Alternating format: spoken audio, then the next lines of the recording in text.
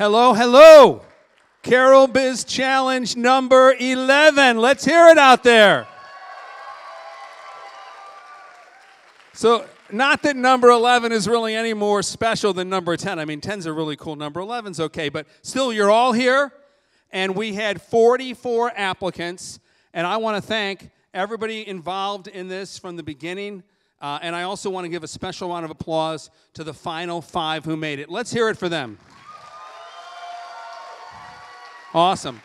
And for you 5, if you're nervous to get up here and pitch, don't be, because you can't see anything here, just bright lights. I feel like I'm falling asleep on the road and all these trucks are headed straight at me. So you guys, well, hopefully that's not what you're going to feel like. Hopefully you're going to feel wonderful. I also want to thank a few other folks. You know, somebody who doesn't really get thanked a lot, and I know he's in here somewhere because he's an integral part of this. You've all dealt with him if you're part of the Biz Challenge, and that's Mr. Steve Lowe of 127 Creative. Great job, Steve. Great job. Also, our sponsors, hey, they are amazing. All these sponsors, that's how we can give away a lot of money and have an amazing program. So how about a big round of applause for the sponsors as well? Please, these people, they mean the world to us. And the audience, all of you, you've got a very important role to play. We've got an audience choice that you get to do at the intermission. So make certain, whether you're here live or whether you're watching from home, that you cast your vote. These folks would all appreciate it. And our judges. We've got 4 amazing people that are going to help to judge. They're over here somewhere, I think. I remember seeing them. You'll get a chance to meet them. But give them a round of applause, too. They're kind of like the umpires, but they are nice. Last but not least, I want to thank our friends from CMC. They're streaming this live, and I have all the channels here. It's on Comcast Cable HD 1086, that's High Def Channel 19. It's on their Facebook page, their YouTube page. You can go to their website, carrollmediacenter.org, or you can go to carrollbizchallenge.com. I think I got them all, but thank you. These guys are a great partner of ours. So before I bring your MCs out, I just want to thank you again for being here and being a part of this amazing program that we put on at the Chamber. This idea came to us years ago by Mr. Jason Stambaugh, the founder of the Carroll Biz Challenge, and he was an MC for many years, but this year he's going to be a judge. So let's see if he's as good a judge as he was an MC. I'm sure that he will be. I'm sure he'll be great. But we're excited to have you here. We're excited to see what these folks have for us. So that being said, I don't think I've missed any critical announcements. If I have, I apologize. You'll have to forgive me. But I want to bring your MCs out to you now. We have 2 guys. They were here last year. In fact, Jason was supposed to be here last year, but he got sick, so we had to have somebody kind of sub in who did a great job. But first, I want to bring out, I forgot how long John's been doing this, but it's for many years right now. He's a great guy. He's a lawyer, and even being a lawyer, he's still a great guy. And his name, he's a goalie, and his name is Mr. John Wheatman, one of your MCs. John, get out here. Thank you. Hello, hello. Hey, John. Thank you for having me back. It's okay. Yeah. We like to have a lawyer involved in case anybody wants to sue us for anything here. This is slippery right here. It's a little slippery. Don't fall. Okay, don't fall. Yeah. Well, hello, Carroll County, everyone at home, and all the ships at sea. Again, thank you for inviting me back. Well, it's great to have you. We'll probably bring you back next year if you do well. It all depends, right? Now there's all the pressure. We'll have to see how it works. All right, now your partner. He's a real low-key personality, so you're going to have to carry him here.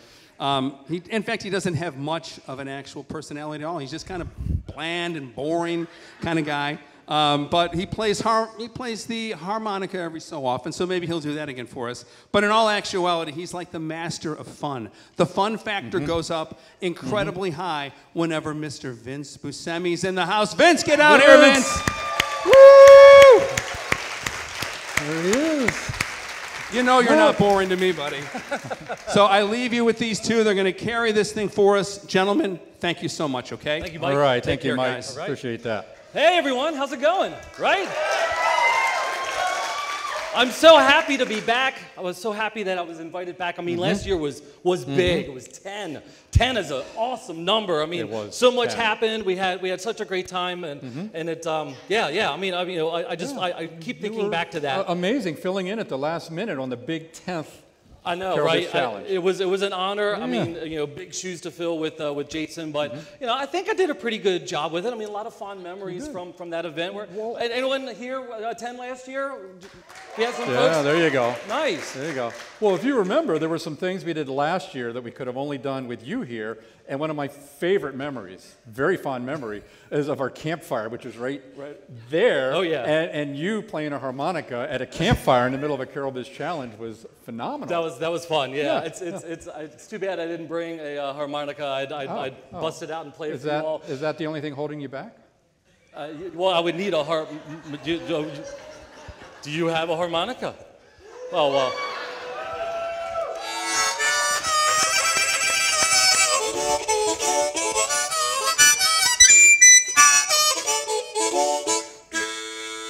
All right. A little reprise from number 10. I'll hang on to this. Might need it. Later on we'll see. Yeah. But yeah, 10. 10 was awesome. 10's a big number. It's kind of a bummer. Turn the page. This is 11. It is 11, and it's like the most unremarkable number that there is. So. What? This 10. Was not in the script. What? 10 is like 11. Like 10 is 11. Unremarkable. Is nothing. Unremarkable. I need a second. He's been triggered apparently. 11. 11 is a prime number. Okay. Its twin prime is 13. Together, they're the first twin prime. 11 is the fourth Sophie Germain prime. It's the fourth Lucas prime. It's the third safe prime. It's the second good prime. It's the second unique prime. And it's the first repugnant prime. So you can't tell me there's nothing remarkable, that there's unremarkable about 11. You used a lot of big words there that I don't understand, John. I'll be honest with you. Would you like me to give you something more relatable? Sure. Do you like our friends to the north? You like the Canadians? Yeah, of course. Okay. Yeah. All right. Their $1 coin, the loonie. The loonie. That's 11-sided. It's a hennedecagon. It's 11-sided. The maple leaf on their flag, the maple leaf. Okay. Guess how many points? 11. 11. Unremarkable mind. Yeah. Hey, I got one. It's remarkable. I got one. On a football team, there are 11 players on each side. How about that? Huh? Yeah, there you go. And who cares? And on a soccer team, there's 11. On a cricket team, there's 11. On a field hockey team, there's 11. On a Manchurian open flight, full contact badminton team, 11. This isn't over. Okay, well, all right. So maybe 11 is cool, I guess. I mean, the character from Stranger Things made 11 cool. Right. The most interesting character in Stranger Things is 11. So, I mean, there is that, and I think there was a Grateful Dead song called The 11. I mean, I guess that was cool. Do we have some Deadheads out there? Nice. I could do 2 hours of this, but we shouldn't. Yeah, no, we probably should move on with the next stage. I mean, Okay, here we are. This year we had 44 applicants that applied to be here, but only 5 of them made it. All to go for one grand prize tonight, and we're all here to enjoy it together. Yes. Welcome to Carroll Biz Challenge number 11. We've got a video for you. Thank you to all the sponsors of the 2022 Carroll Biz Challenge. Our founding sponsors: Home Rehab Network, 127 Creative, Carroll County Economic Development, Community Media Center, Magic, Miller, Resources for Entrepreneurs, Ting. Our platinum sponsors: Advantage Internet Marketing, Atlantic Blue Water Services, BGE, The French Twist, Gage Digital Media, Kenora Brake, McDaniel College, Startup Portal, Town Mall of Westminster, United Way of Central Maryland. Our gold sponsors: Brown, Schultz, Sheridan and Fritz, Carroll County Public Library, Girlkin Lashes, John Wheatman, the Entrepreneur's Lawyer, Lehigh Cement, NWSB Bank, Penguin Random House, Town of Mount Airy, the City of Tawnytown, the City of Westminster, WTTR Radio. Our refreshment sponsors: The Chick, Julianovas, Miscellaneous Distillery, M&T Bank, Old Westminster Winery, and Velnosky Wealth Management Group. Thanks again for supporting local entrepreneurship and innovation right here in Carroll County, Maryland.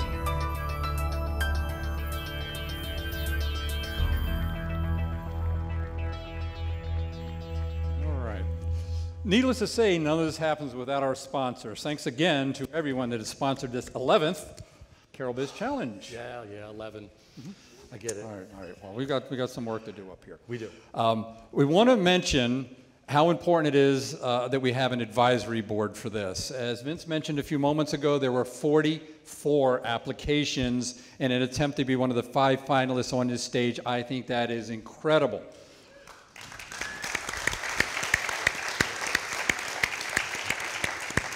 And to my mind, maybe the hardest job in putting this whole thing together is the fact that those 44 need to be winnowed down to the 5 that you're going to listen to and see here this evening. That's right. And then from that, we're going to select one. Well, the judges will be selecting the one, but that will have a grand prize of $5,000 awarded to it. And a home rehab network is also adding $10,000 of goods and services to that grand prize as well. Yeah. Let's talk about cash for a minute. Okay. The original grand prize, $5,000. Home Rehab Network is also generously offered to double that. So the cash prize this evening is $10,000 plus goods and services that you're going to learn more about here in a few moments. Absolutely. We also have Ting to thank for 1 year of free service to that grand prize winner as well. And I want to get their full name right. Coming. So everybody you're seeing up here is offered goods and services. Brown, Schultz, Sheridan, and Fritz is offered $1,500 of accounting services, for example. Yep, give it up. The Town Mall of Westminster is offering 6 months of free retail space to that grand prize winner. Yep. And we have something unique this year, right there in the center. Evan Davis Media. Evan is here with us.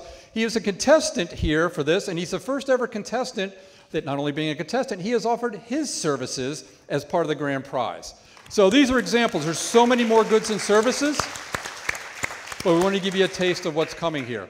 So the grand prize package total is? $25,098. Yeah. But that's not all. That isn't all.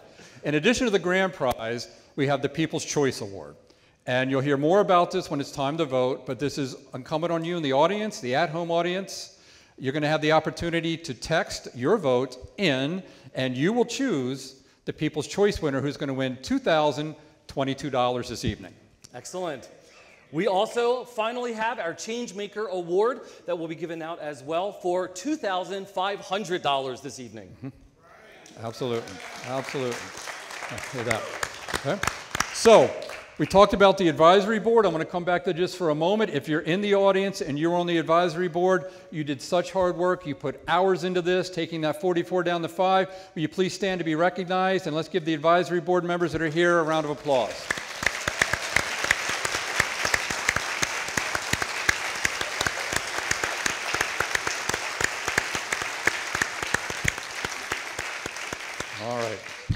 Such great work they do. Absolutely. So there's one more category. There's one more that thing we can't do this without. That's right. They're critical to the event. 100%. They're critical to the outcome. They are indeed.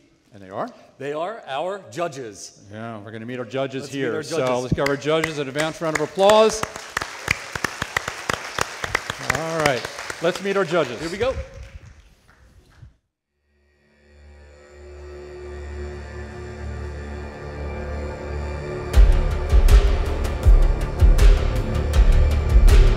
Deb Cancro. In 2012, Deborah Cancro founded Voice Vibes, a patented AI coaching system designed to help people be more effective communicators. In 2013, Voice Vibes was a Biz Challenge finalist.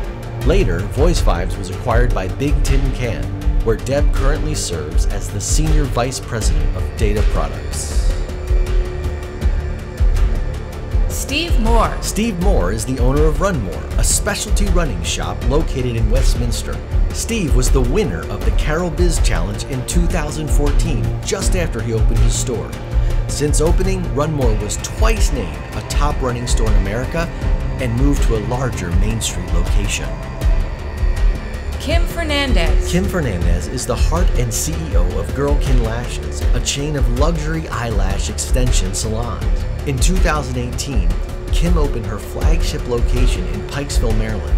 Within 3 years, she expanded her reach by opening 3 more locations in the DMV area, including a salon in the Town Mall of Westminster. Since then, Kim has created the Girlkin franchise program and opened the first franchise salon in Georgia in 2021.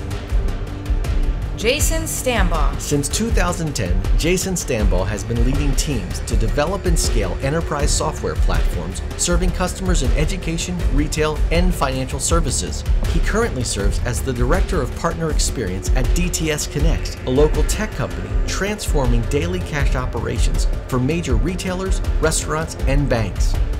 And Jason Stambaugh is the founder and creator of the Carroll Biz Challenge. Please welcome to the stage the Carroll Biz Challenge judges.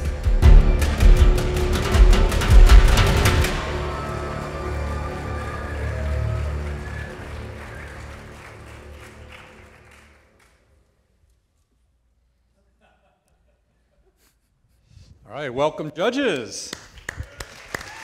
All right. So we know we've gone from 44 to 5. Your job this evening is to get us from 5 to 1. Are you ready for that? I think so. At least I'm sitting down this year. Usually I'm used to standing up with you guys. That's a different spot for you. That's right. Different seat. All right. This isn't over. What? Oh, no, come on. No, we got to move past this. The deepest spot on this planet in the Pacific Ocean, Mariana Trench. Heard of it? No. Believe me, it's true. How deep? How deep? 11 kilometers. Oh, come on. Okay. Not 11.2. No. 11. No, Just 11. 11. Okay. Just 11. Right. The velocity necessary for a rocket to leave our atmosphere. 11 kilometers per second. Unremarkable? It's still unremarkable. It's not the unremarkable. rocket ship going to the moon? Sure. But 11, okay. We're not done. All right. You're working on? Okay. All right. Okay. All right. Sorry, we hijacked this again. All right. Like any good contest, we have to have rules. We have a format, so we're going to explain those right now. The rules are fairly simple. We have 5 finalists that will have 5 minutes to give their pitches here live on stage. At the end of that 5 minutes, you have an important role with us. In order to make sure that no contestant gets more than their 5 minutes, keep everything fair. We're all going to start clapping. Yes. Okay? When we come back out and start to applaud, you applaud with us. That will signify to the contestants that their 5 minutes is over if they're not watching the big clock that's right there. So they'll also know when 5 minutes is over. At the end of those 5 minutes, at the completion of their pitch, the judges will have 7 minutes to ask questions of the contestants. At the end of that 7 minutes, their pitch is over, and we move on. It's really that simple. It is that simple, yeah. So again, we really want you to help us out with that. Contestants, our entrepreneurs, just please be mindful of that. Again, we want you to finish your speech, but at the end of 5 minutes, we all have to be respectful of everyone's time, and so the clapping will start, and please just stop, and we'll move on to the question period. Speaking of respectful, number 11, there's some respect. All right, so backstage, I texted Steve, our great producer of this event, right? And I told him the dilemma that you've created here. Oh, I've created it. On your I think you've gone and well I said, over. I think we need to help put this to bed. So Steve has done me a favor, and I'm going to present a little evidence on the remarkability of 11. You ready? Ready, Steve? Are we ready? All right, let's see it. Let's have some fun and learn something too. It's Schoolhouse Rock, right here on the Veritable Quandary.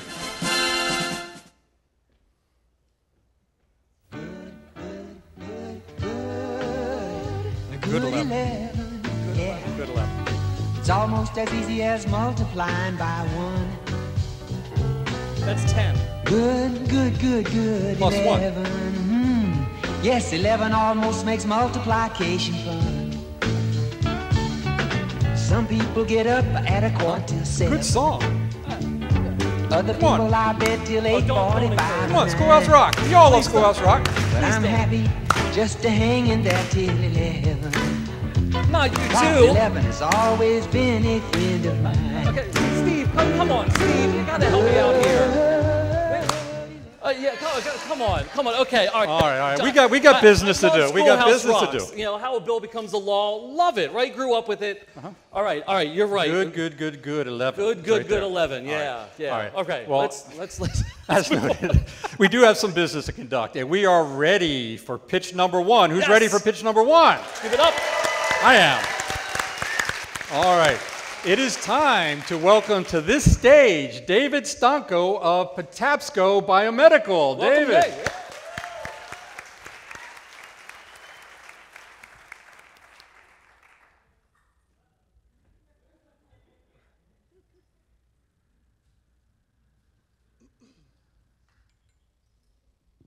Hello, sharks.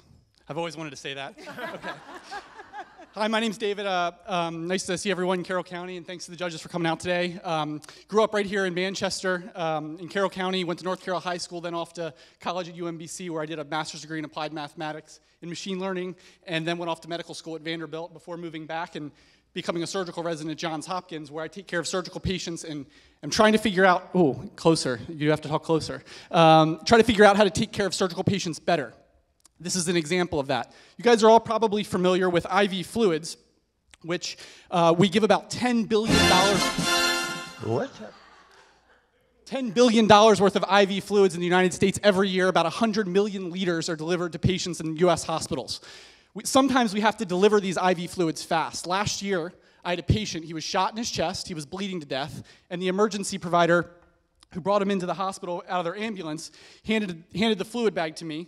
And I just sort of grabbed it from him, and I realized that if I roll the fluid bag up in my hand like this, I can pressurize the IV fluids, and they went into the patient faster. Normally, it just relies on gravity to run through the tubing. I then took this idea and then created a medical device that essentially uses that same physics and delivers these IV fluids that in a more pressurized and a faster way. This is that medical device. So this is This is a simple mechanical medical device that I manufactured right here in Mount Airy. It simply twists up, just like I showed you with my hand, and the IV fluids are pressurized and they now be delivered faster.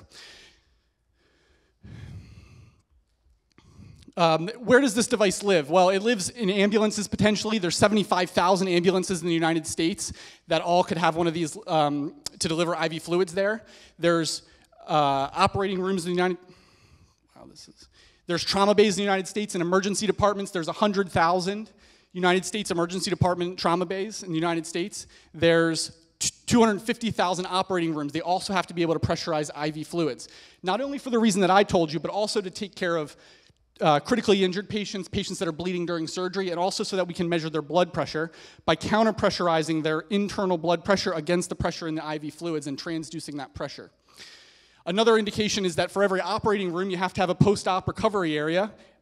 This fluid delivery device could live there as well. All said and done, there's about 1 million places in and around the U.S. hospital system where this device could live. Here's the story of how we actually got here. So this is for everybody in the audience who walks home today and thinks of an idea. Next year, you can be up here and you can do this. So this is me and my dad. We were in his garage over in Manchester. We went to Lowe's, Home Depot, and Michael's, bought some PVC pipe, built a prototype. We then built that prototype, got a prior art search, submitted a provisional patent, got an engineer involved, and then developed a series of prototypes. What you see here is manufactured down in Mount Airy and is a nearly ready commercializable device that we're ready to sell. There are essentially different market segments. For the simple version is you can think about the EMS market versus the veterinary market versus Europe, for example. They all want a slightly different device. Europe, for example, they hate things that get thrown away versus an ambulance or a military Humvee where you need a durable good that's made out of metal like you see here on stage. Overall, the competitor that currently exists, which I'm happy to tell you about if you want to hear about that during the questions, sells about $320 million of these per year. I believe that I've created a superior device that can get good market segment into that, and each little segment might be a little bit different. Right now in Mount Airy, I have the ability to make about 1,000 of these a month, and I can sell them for about $250 and I make them about $100 a piece. This is a scalable product with a huge international market. I haven't done this by myself. I've had a lot of help from a lot of people. I've had a great engineer, Fan Zen, who's a graduate of the Johns Hopkins Extreme Materials Institute group. Katie's helped me with everything that's non-scientific. And I'd really like to thank Skip. He's been an extreme mentor to me. He lives in Carroll County at the origin of the Patapsco River, and he invented the first FDA implantable glucose monitor and founded what is now called Senseonics Corporation, and he's been a great senior advisor to me. I also have a handful of trauma surgeons from shock trauma from the U.S. military, Hopkins, and Vanderbilt, where I went to med school, who've been instrumental in helping me put together how to approach the different market segments to thinking about how to design this. Thank you.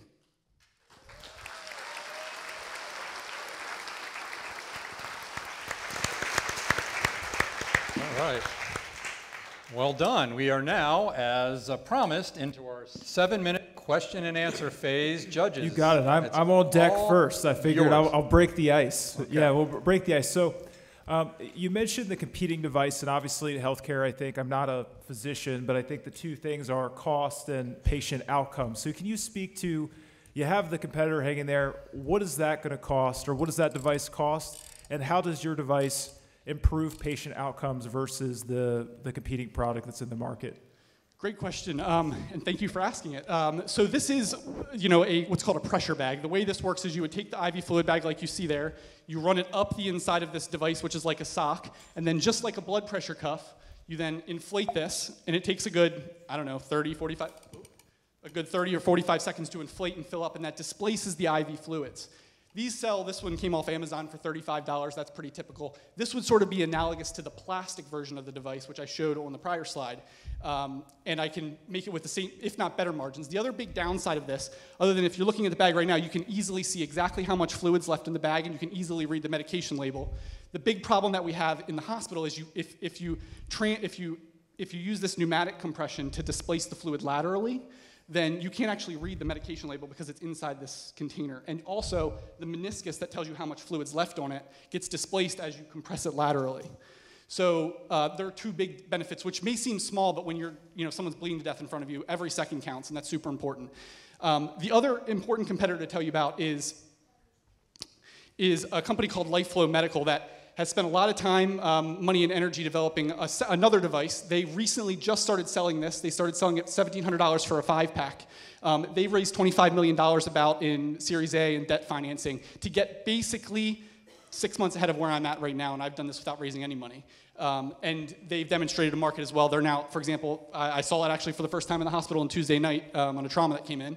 And they're selling to hospitals in the United States. So there's a real market for this. This is competitors, I think, when you first think about having a competitor, you think, oh, that's like scary. But in this case, it demonstrates a huge market that's already being sold into. I think there's additional unmet needs on top of that. Basically, there's limitations. The way this works is fluid travels through the tubing into this little gun-like device, and every time you squeeze that trigger, 10 cc's, which is this much fluid, goes through the tubing line into the patient. The problem with that is you have to keep squeezing this 100 times to deliver the IV fluid bag that you have there.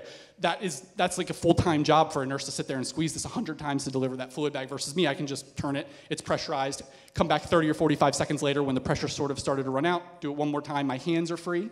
So I can go back to whatever I'm doing with the patient if it's just me and a single nurse. Or if there's a team that starts to come in, we can pay closer attention.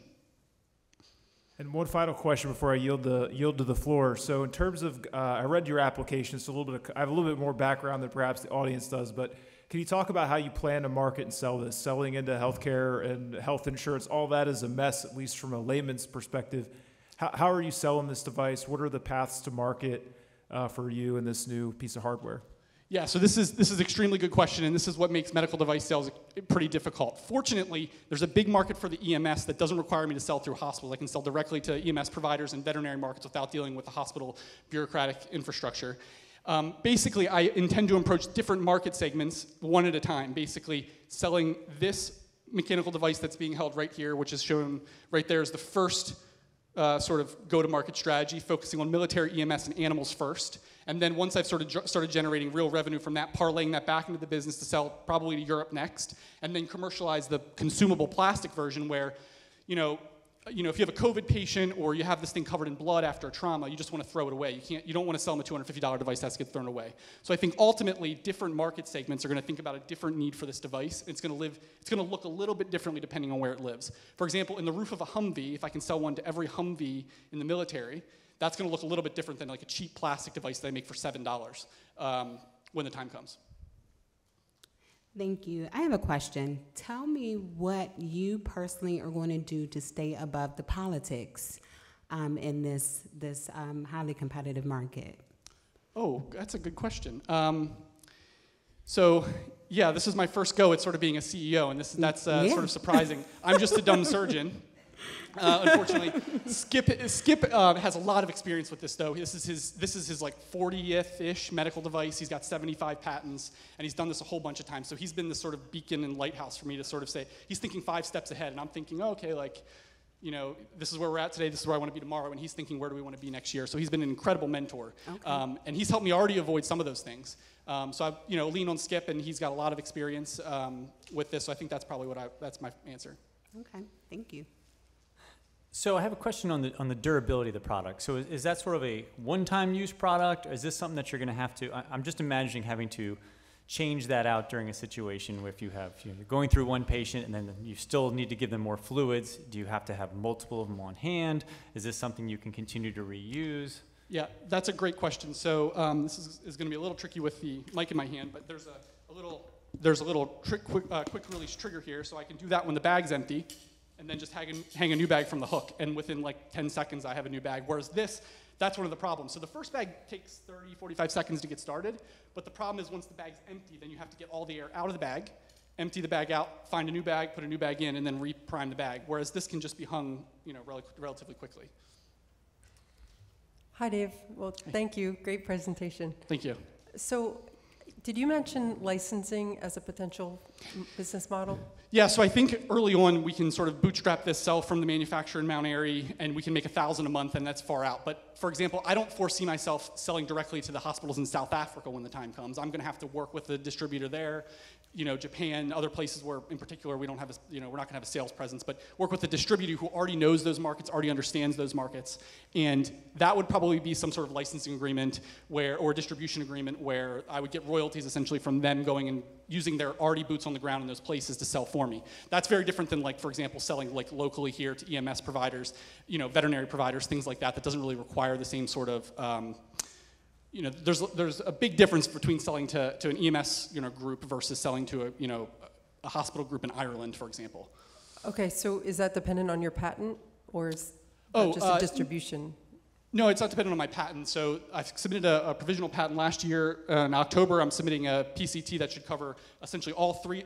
I've sort of described 2 medical devices. The third, yeah. Good, thank you. Thank you. Thank you. David Stanko, thank you. Excellent presentation.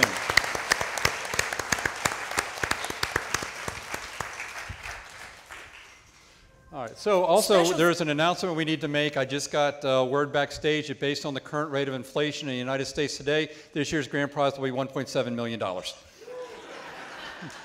That's not true. Don't get your hopes up. So, still sticking with the 11. Yes, really? We have not resolved this. I don't understand. All right. Okay, stay with me. I want everybody to try this. This is important, and it starts to show the power of 11. Take the last two digits of the year you were born. In my case, 63. Add to that your age in the year 2011. Okay? Calculators are okay if you need it. Okay? In my case, that's 48. Add those two numbers together. 63 plus 48, 111. Stop it. Everybody, what was the last 2 digits of your answer? 11. Last 2 digits? 11, 11, 11, 11. Every time. What kind of voodoo is this, John? Like, seriously. It's 11. The power of 11. What power of 11? Power of 11? I don't understand. We do. I think we have... we have some sponsor videos. Sponsor videos that we need to play next. So let's go ahead and play those before John gives us some more boring information about 11. Well, you should think about this. Okay, all right, fine. Okay. Special thanks to Home Rehab Network for your generous sponsorship of the 2022 Carroll Biz Challenge. HRN is the first virtual telemedicine company that offers pulmonary and cardiac rehabilitation and holds one of the highest success rates in patient care. Home Rehab Network, trust the pioneer in remote care.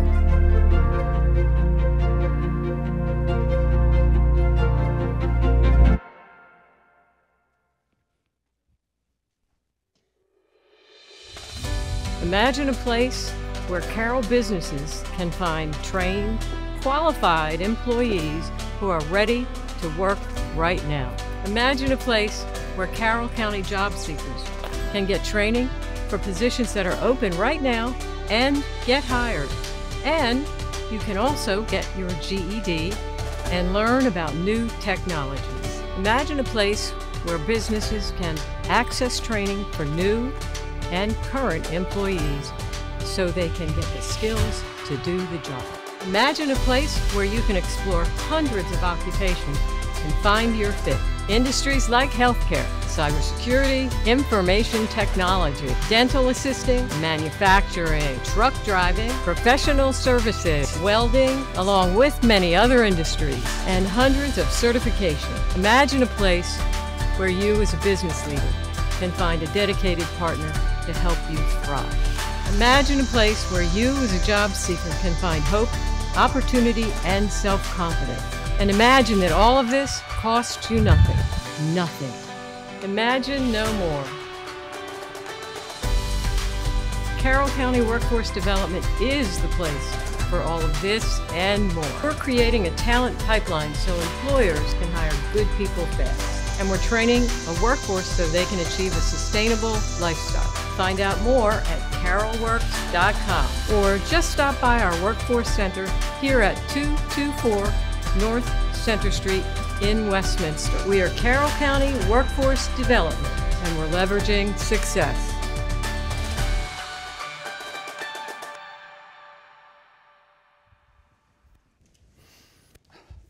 All right, thank you again to our sponsors. All right, it's a good number. What is a good number? No. I'll just let it percolate a little bit. I think it's through. All right, but we got another pitch to get to. We do indeed. Our second pitch of the evening is Goose Ridge Soaps. So please welcome to the stage Kim Betty and Janice Campbell. All right.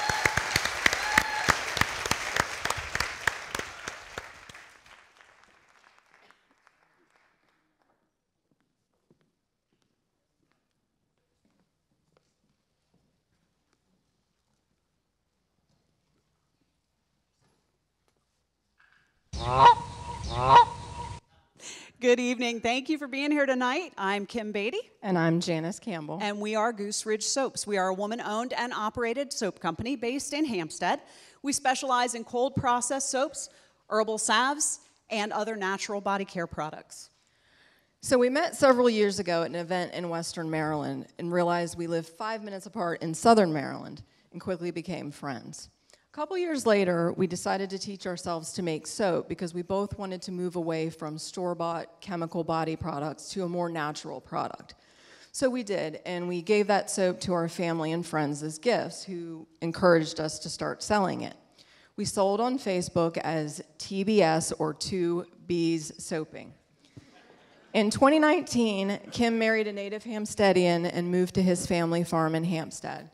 A year later, my family and I relocated as well. A year ago, we decided to start making soap again and take it from a hobby to a 50-50 LLC partnership, and we changed our name from TBS to Goose Ridge Soaps after Kim's family farm. When we made the move from hobby to big girl business, we increased our product line, and now we carry roughly 20 different soap recipes, herbal-infused salves, and additional natural body products, some of which you can see up on the screen here. So why us? Why our product versus someone else? Well, our major competitors are your big retail store brands. And as you can see from the ingredients on the screen, the difference is what's in it. They use a lot of chemical detergents and preservatives. Soap, by definition, is a cleansing compound made from the combination of an alkali salt with fats.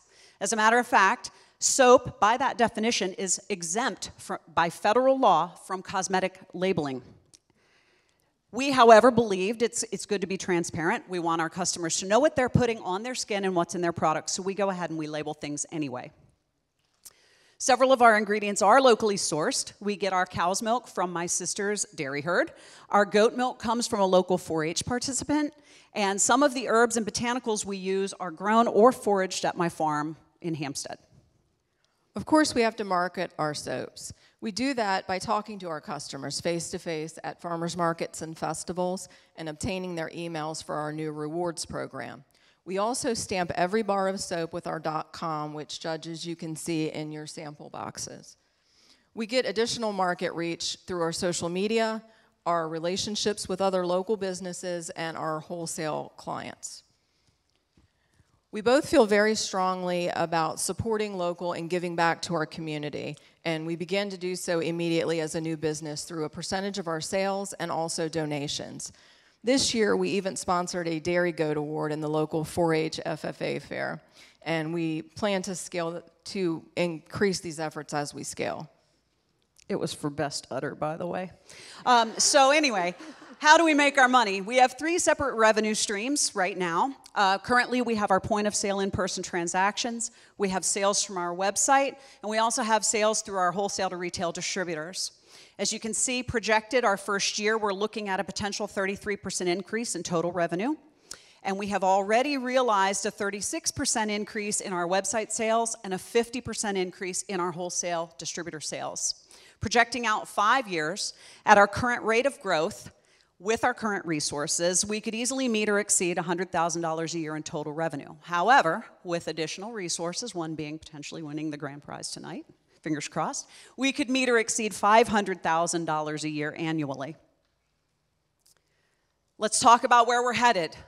Like Buzz Lightyear said, to infinity and beyond. What we envision for the future is a factory store located in Carroll County. That would be the central hub for all aspects of the business, so that helps reduce overhead.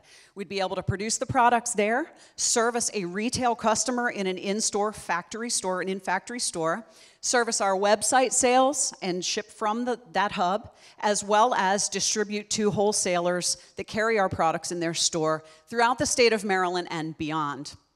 We also would like to incorporate a workshop and classroom space where we could teach people about soap making. We've had a lot of interest in that and dialogue at farmers markets, as well as have a space where local artisans and crafters could come and showcase their talents once the farmers markets are done for the season.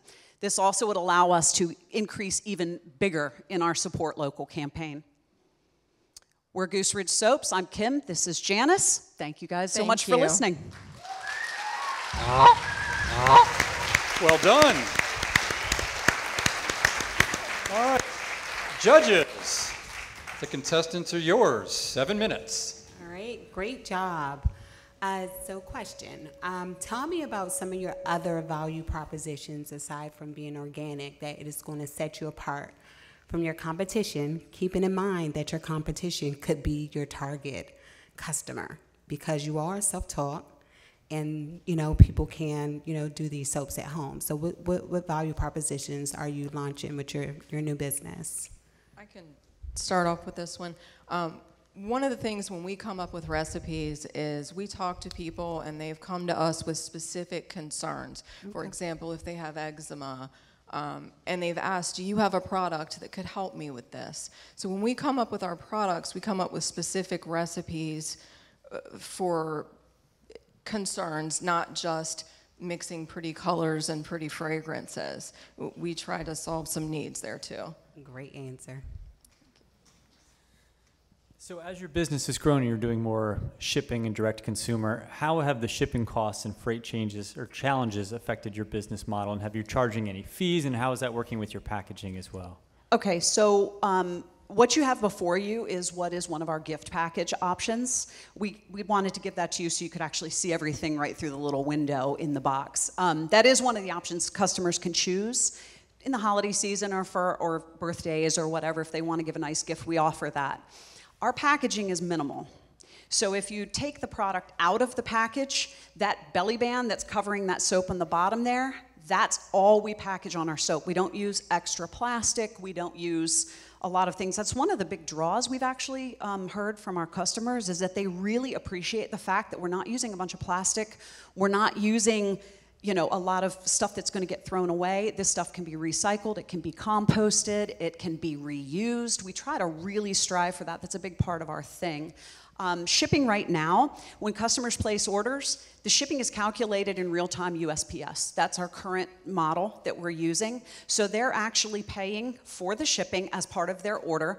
We add $1 for handling and packaging.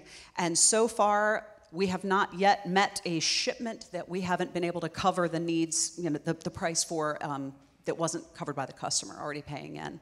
We would probably look at, you know, there's a lot of options out there for shipping and fulfillment services, and that's something we've kind of looked at as a business model. But right now we're just going USPS, and it really hasn't changed that much, to be honest. We haven't really seen the increase. When we started this, not quite a year ago, the prices on shipping through USPS really haven't changed much to this year at all, but it's all real-time calculation. Thank you, Kim and Janice. Great job. Can you tell me more about your website presence and what you've done so far to gain business and how much revenue you have from the website sales? Sure. We built the website ourselves using a platform. That was really fun. Not at all. So we used a platform, we used a template.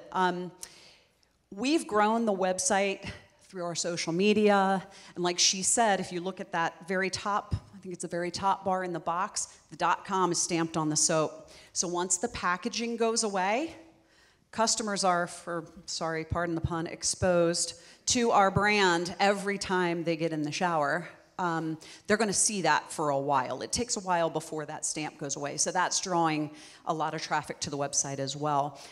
That is one area that we really want to build, the website sales. That's one area we want to increase because it's not very manpower dependent. So if we can increase the revenue on that side of the house, that'll help us with the other things. We do the rewards points where in-person farmers market sales, we capture emails from the customer. We let them know we have a rewards points program. I would say 90% of the customers sign up for it. And then we'll do email campaigns, which will draw them back to the website. We also have, they ask us, oh, where are you guys going to be? We developed a QR code where people can scan it to find out what markets we're going to be doing, other festivals we're going to be doing, things like that. And our retailers also help us with a lot of that as well. Anything you want to add? Fast question. How much is a bar of soap? Your soap? $7. $7, cool.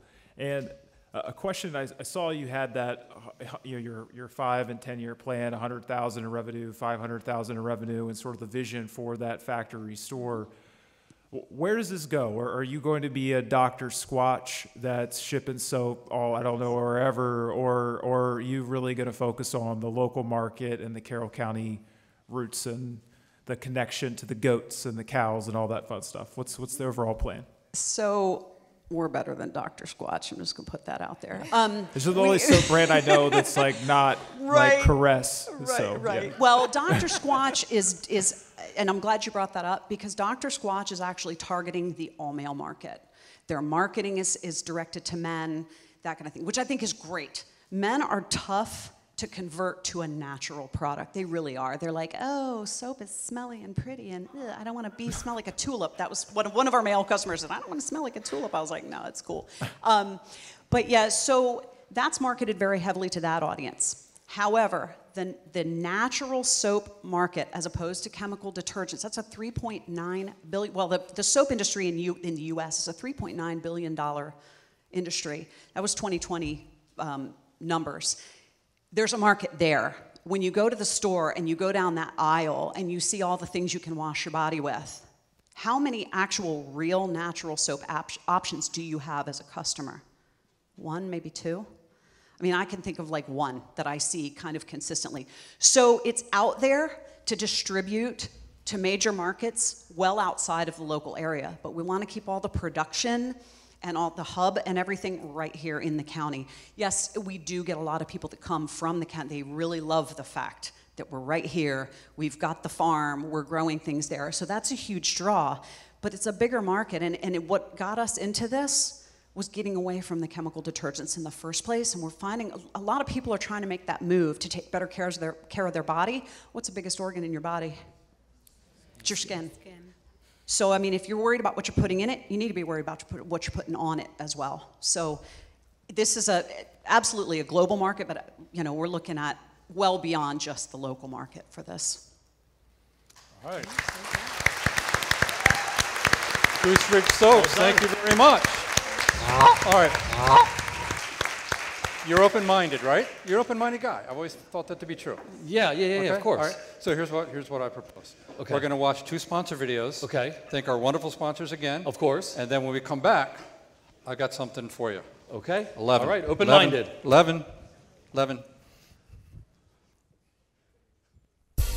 This fall, local athletes take the field, and CM Sportsnet will be there to bring all the action to thousands of homes throughout Carroll County.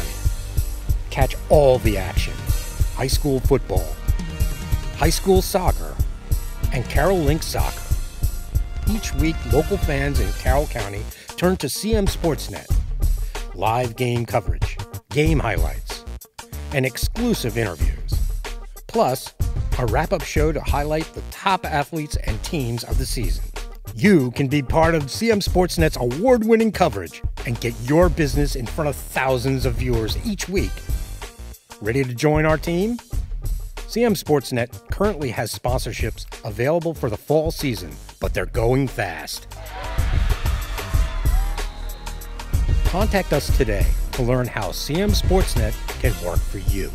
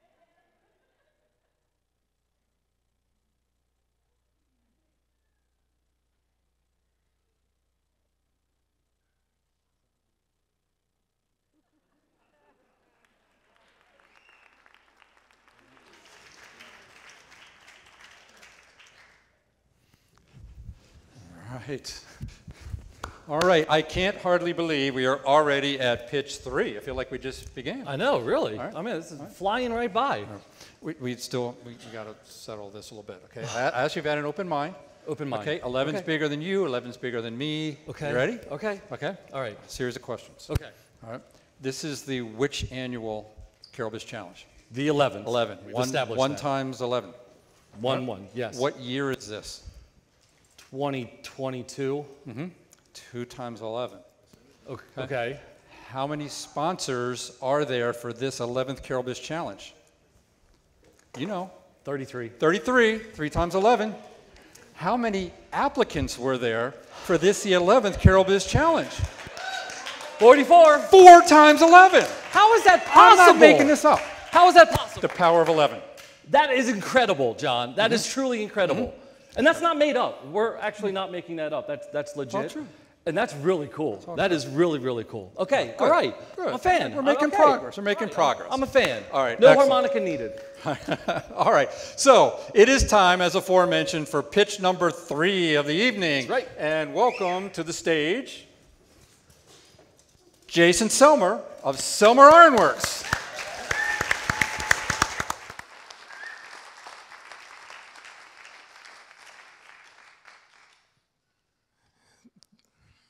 Thank you very much.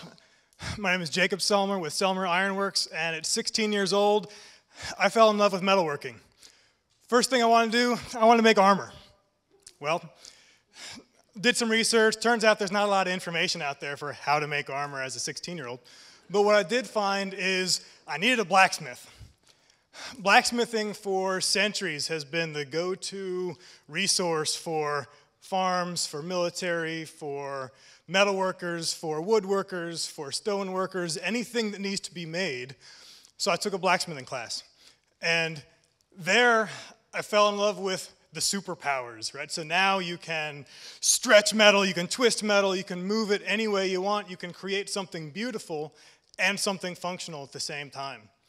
So I started saving my pennies. I knew I needed a welder. So I said, all right, by the time I have enough pennies saved up, all the change as I'm going to school, hopefully I'll have a place to plug this thing in. So all through college, I got my engineering degree in mechanical engineering, also studying history, and eventually moved here to Carroll County. Other direction? So here in Carroll County, I've been here for 15 years now. I got my welder. I joined the Blacksmith Guild of Central Maryland, and so they've got a very active group there. I'm the forge master, helping to keep the place running safely, teach people how to use the equipment, how the things work, doing public demonstrations at the Carroll County Farm Museum, teaching classes for all ages. That includes even elementary school students at the Living History Camp. So the classes are always in high demand. There's often a waiting list. Unfortunately, in 2020, COVID, pandemic, all the classes have been shut down with logistics. So what my family and I did in 2020, we bought a farmhouse. It has a large commercial shop building, and now we can offer classes. We can offer that at our home. We have 24 acres. There's over 6,000 square feet of commercial modern shop space and event parking for when we're ready to expand. Primary products line right now. So I've got a number of gifts, things like that, that are sold both locally and online. And I think, what do I need from a blacksmith? Well, it could be anything, right? So one example is the Forever Rose. So this is a rose. You only ever have to buy one for your significant other. It doesn't need any watering. You never have to buy them another one, right? It's good forever. And so the ironwork, right, it's quality ironwork and it lasts for centuries. So on the other side, what I want to do with the Biz Challenge, the money from winning, is set up classes, set up those services. So if I can set up workstations for students, not only to have in my own work in the shop, but have students come in also. So in these cases, you could come in, you could learn how to make the rose for yourself, for your significant other. You could make bottle openers, you could make simpler things, but also with the space that I have available, we'll be able to expand, go to larger things, architectural work, armor, really to make the dream that you have.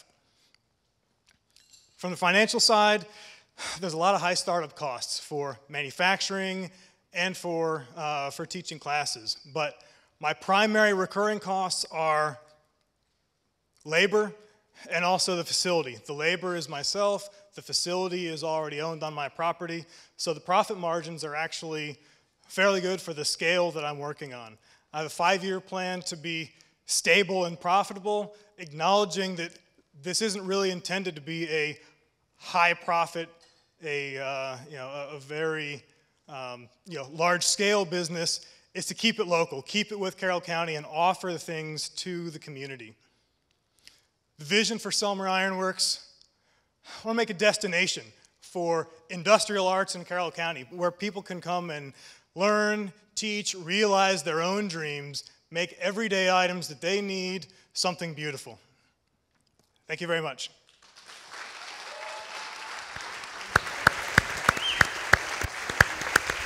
All right. Excellent work. There is pit number 3. We know the routine by now. Judges, all yours. Well, I'll go first. Thank you so much.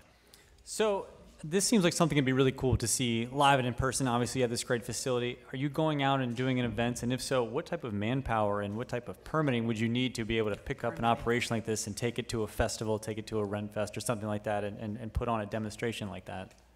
So the real benefit that we have of having this facility now at our home is that we can host events. We can bring that to us. And that's something that, that we're really looking forward to be able to do. This year, we've joined on to the Carroll County Artist Studio Tour. So that's a tour for local artists to come out and see directly all of the cool things there are. You'll be able to see the classroom setting. You'll be able to see how the things are made. And that's a lot easier than bringing truck and trailer loads of equipment out. And so it really gives you the opportunity to see all of the steps, not just sort of a sample piece, but see the entire operation. Thank you. Okay. Great job. So I was looking at your handiwork when you had the slide with your pricing and the options. Can you put that back up? Sure. This one, yeah. So I'm interested in the classes. How does that work? I mean, if someone comes to your facility, can you have a group class, or are they just one-on-one, and how do you divide the equipment? Correct. So the goal of the Biz Challenge that I have is that's going to help to expedite that class setting at home. So right now the shop is set up for myself, and then with the money from the Carroll Biz Challenge to set up 4 workstations. So this will allow there to be repeat tools so that if we're working on a particular project, let's say we're making bottle openers, there's somebody starting out, they want to learn how to move metal. Everybody has the same type of hammer, the same type of tongs. They can fit and work safely in the workspace. And then 4 is a good number of students to be able to come in and make the classes profitable and also reasonably priced.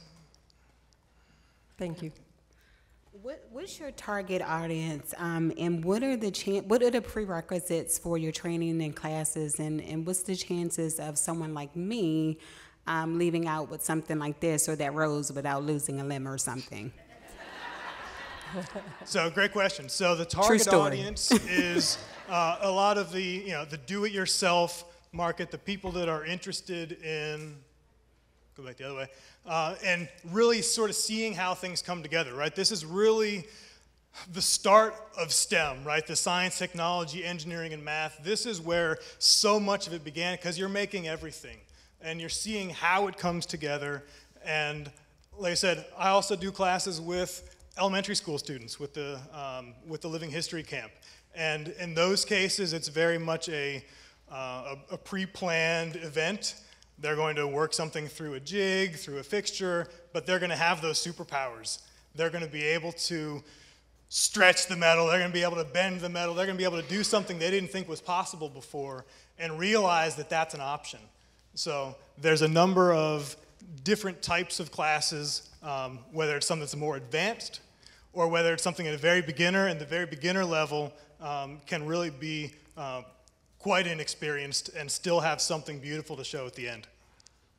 Thank you. Yeah, the piggyback question on the target market. So you mentioned you've done some classes for elementary school. So for this training space, is this for 8-year-olds, 13-year-olds? What's the average age of student or the student you see spending time in the studio?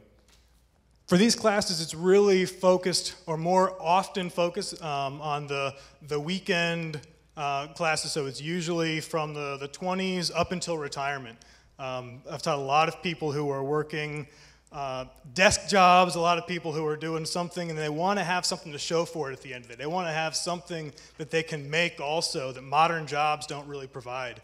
So there's also a lot of people going into retirement that are looking for their retirement hobby. They want to really be involved in something, and so there's a lot of interest there, and that's really much more the target market for the classes.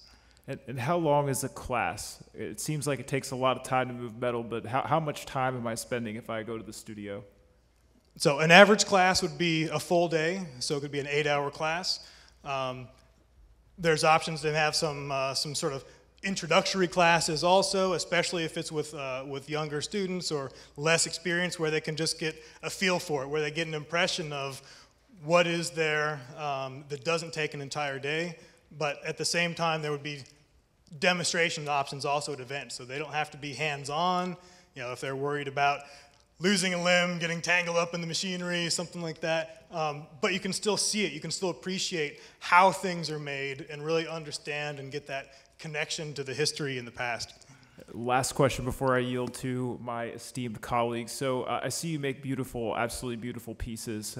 Where are your clients at for these today for your individual or personal productions? Are they Maryland? Are they nationwide? Give me a sense of kind of your current reach. So the primary market that I have right now, I'm selling mostly tools, things, the same sort of market that's interested in classes. As I'm making tools for my shop, I'm going to production, I'm making extras of those, making those available to others, and at the same time making higher end items, because I want to show people that there's not just horseshoes and S-hooks and very basic things like bottle openers, but there's a lot more possible. And so if something like this sits and is available for years, this will last for centuries. This is in a 15th century style, so the fact that it's not going to sell very quickly is okay, and that's part of the business plan. But to be able to show people that they can dream bigger than just, I want to make a piece of furniture, I want to make a, you know, a small piece of hardware, but it could be a suit of armor, it could be architectural ironwork, it could be a gate, it could be a railing, and showing people how those things are made, really getting them to the next step. Jason, I have one more question.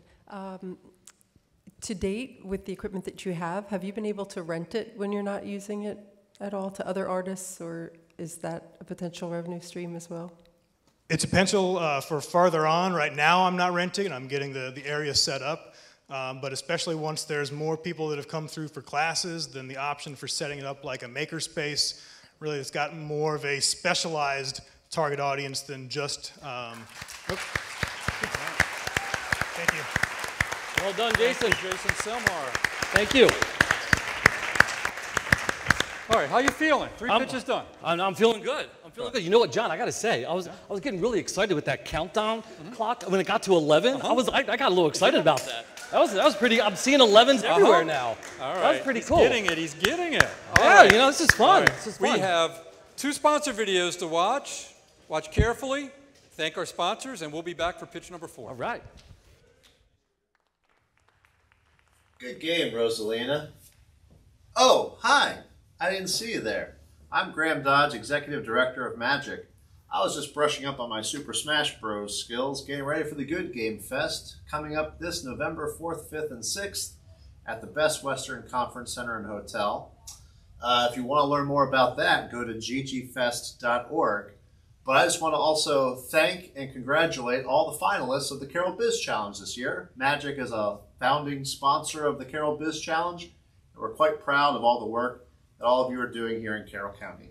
So be sure to check out magicinc.org to learn more about what we do for entrepreneurs in Carroll County, and be sure to go to ggfest.org to get ready for the Good Game Fest. I'll see you there.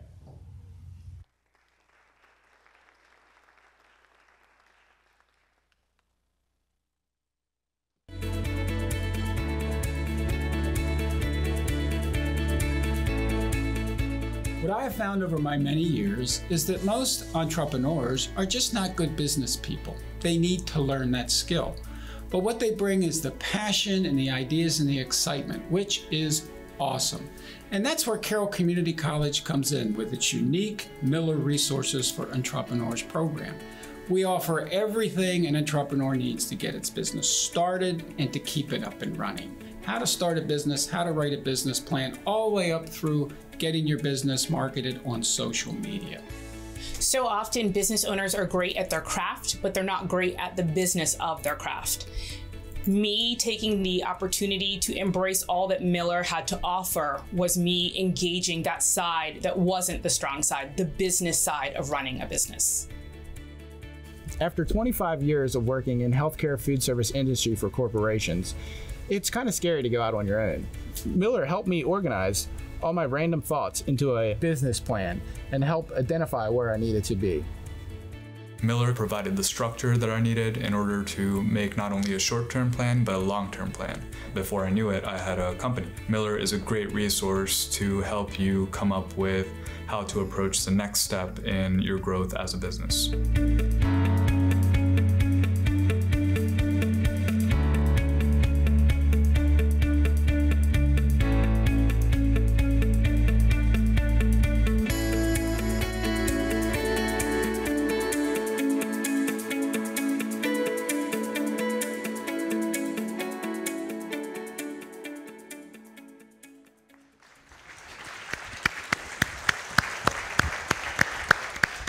right, we have 3 down, 2 to go. That's right.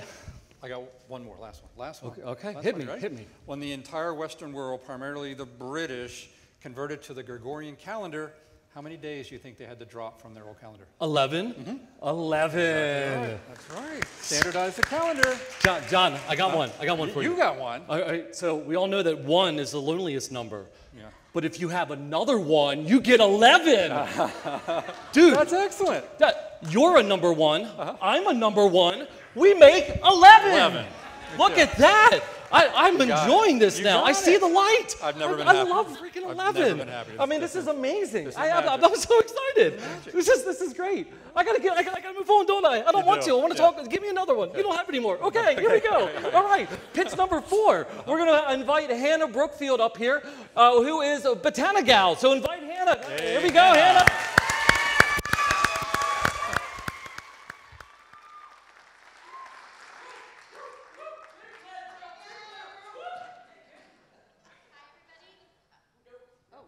What? Oh, hey, hi everybody, I'm Hannah, and I own Botanigal. Botanigal is a retail houseplant boutique coming soon to Main Street, Sykesville, but more importantly, we provide horticulture therapy services to the community. I want to warn the crowd, I have cried at every single Carroll Biz Challenge event to date, and I hear there's a bet going on whether or not I'll cry, and honestly, it's too soon to tell.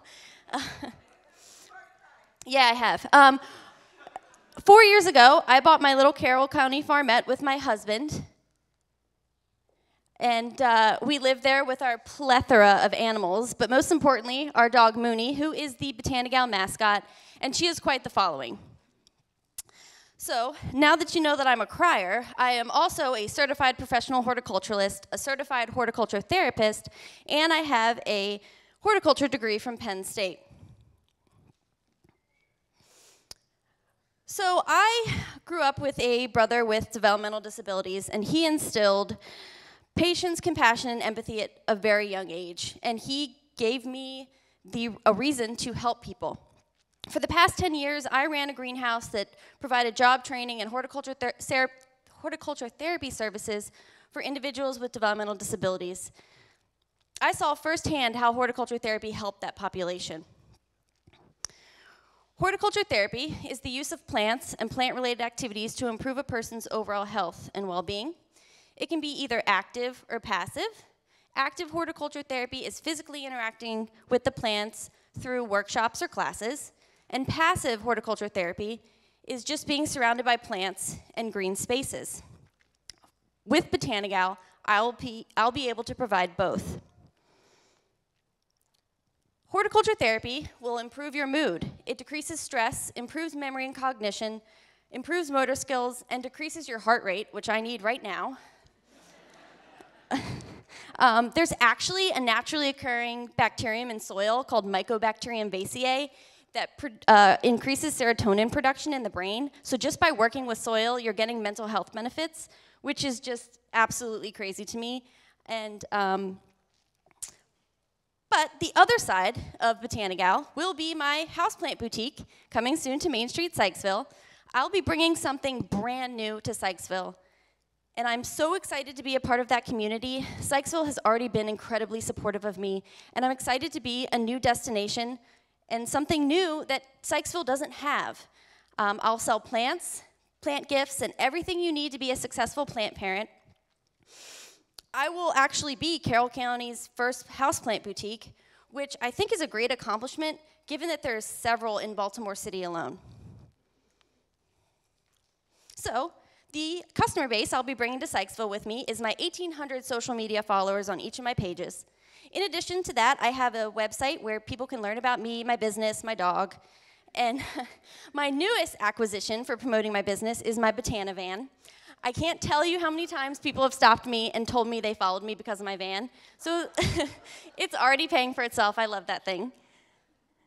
So the numbers. So far this year, I've sold $48,253 worth of product.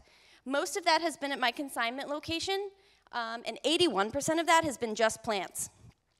My margins on plants are really good. They never go below 60, and they're frequently above 80. My accessories and plant-related gifts are 55% and above. My horticulture therapy workshops are 75% and above, and my consignment sales where most of my sales are currently, are 60%. The other portion of my sales so far have been at Sykesville farmers markets and events, and of course, my workshops. So, moving forward, I want to expand to online sales. Believe it or not, you can ship a plant across the country successfully. I want to hire individuals with developmental disabilities because that population is so important to me, and they deserve a future. I want to donate 1% of my sales to rotating Carroll County charities. There's going to be a board in my store letting people know where their money's going that month. In Sykesville, year one, I'm going to do $200,000 in sales. And, yeah.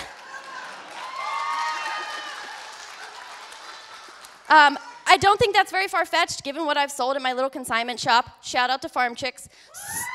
So far this year. I want to expand my retail space and workshop space in Sykesville year 3. I love that town, and I'm going to make that town so proud. Year 5, I'm going to open up my second Carroll County location right here in Westminster. Thank you, guys. Thank you, and there we have another excellent pitch. Well done. All right, judges, your 7 minutes begin. Thank you, Hannah. Thanks. Thank you. I need not touch things. I just want to. I want to say I cried when I pitched at the Carroll County Biz Challenge 10 years ago. So I had a question based on the video I saw prior to this in your application. You mentioned that you ran into Mike Mullen doing a green wall. Yes. And I was wondering what a green wall is and if that's part of your business plan as well. So I did a green wall at Integrative Dental Wellness in Eldersburg. And, you know, honestly, I hadn't thought about doing plant installations, but Dr. Kelly Betts reached out to me and she wanted to beautify her dental practice. And that is a form of passive horticulture therapy. Walking into a dental practice where you might be nervous because dentists honestly can be scary, and the plants will decrease your heart rate, improve your mood. So looking forward, I'm definitely not opposed to doing more plant installations. It was super fun. But right now, I really want to concentrate on my horticulture therapy classes with different populations, people with mental illness, the elderly, people with developmental disabilities. You can use it really with anybody that wants to have fun with plants and improve their health. But I'm not opposed to it. It was super fun. And a follow-up question. You mentioned consignment sales. Yeah. What does that mean? So I started at a consignment shop, and my plants are on consignment. They take a percentage of my sales. So that's how Botanigal started. And so most of those sales that you saw have been at literally the tiniest little corner of a store, selling mostly plants. And in Sykesville, I'm going to have a lot more value-added and value-added opportunities, upsales, and a lot more exposure. So I'm knowing those sales are going to increase once I get into Sykesville. Thank you. You're welcome. Thank you so much. Can you talk a little about the classes and sort of how many people are in a class, what's the cost of a class, and sort of the breakdown of what you're anticipating between sort of your class business versus your just retail, people walking in and getting plants? Sure. So classes, I initially, before I can, it's just me right now, and I can do classes on days that the store is closed, which will be Monday, Tuesday, or after hours. Right now, classes range, depending on what the activity is, from $35 to $45. For example, I did a class with Barrier Free, a nonprofit in Sykesville that provides services for adults with developmental disabilities. And their class, we did a terrarium, and it was $35 a person. And I also did a terrarium class actually on Tuesday or Monday with Rudolph Girls Books. Oh, hey! And that was amazing. And that class was $40, and they also got a book. Well, $40 my money. They got the rest. It was $55 total. Gosh, I can't talk. This is nerve-wracking. So the classes, I'm initially, the retail sales are going to be most of my revenue. The classes are just going to be a benefit, and as I can hire help in the store, I want to move towards more classes, because I'm a horticulture therapist. I want to improve people's lives with plants, and I can do that by selling somebody a house plant, but the classes are really what gives people the mental health and physical health benefits. I see that in my running shop. I see what the power of running does in mental health, and I see the difference in a group run versus somebody just getting shoes. So I applaud doing the group thing and making sure that you're kind of in community, getting the whole community involved and making a space. I think that's great. Yeah, thank you. Where are the plants coming from? Do you growing them all yourself, or are you sourcing them from other places? I do source them from greenhouses, a couple greenhouses in Pennsylvania. I do propagate my own plants, and actually, in addition to with winning the $10,000 and hiring some help, because I said it's just me, I want to build a greenhouse on my property so I can decrease my margins and propagate more, because I'm a trained grower and I love growing plants. It's a form of my therapy, so I'm going to eventually grow more. Another fast question. So when you, or maybe it's not fast, it's a two-part. So when people are coming to your, whether it's consignment or whether it's a farmer's market, are they buying for themselves or are they buying for somebody else? Mostly they're buying it for themselves, and people's face light up when I have my stand at the farmer's market or when they come to Farm Chicks, the consignment location, and they just say, "We're so happy that you're here," and here we go.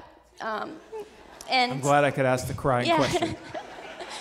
They tell me how happy they are, the plants that they bought from me. They ask me advice, and I mean, I had my customer testimonial slide up, but there's an individual, he came to me, and he was in a really dark place during COVID, and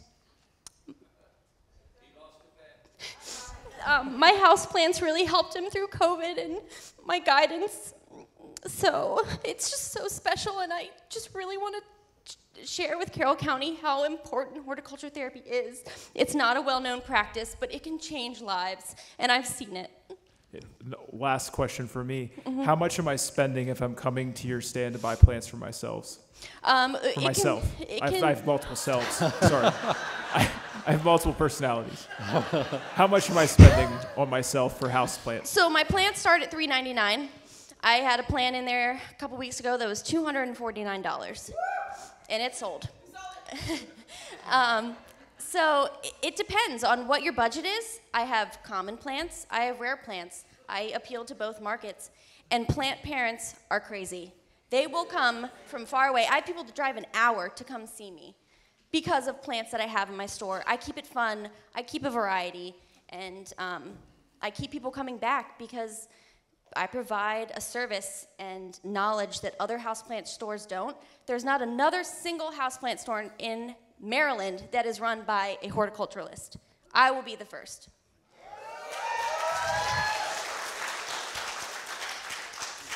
So I'm gonna try to make this quick.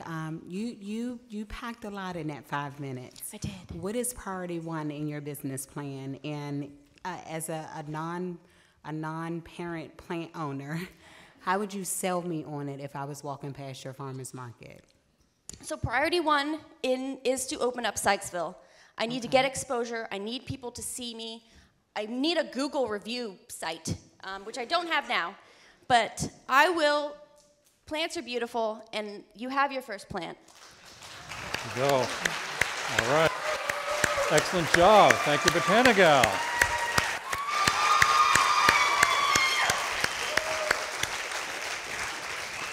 Okay, 4 down, 1 to go.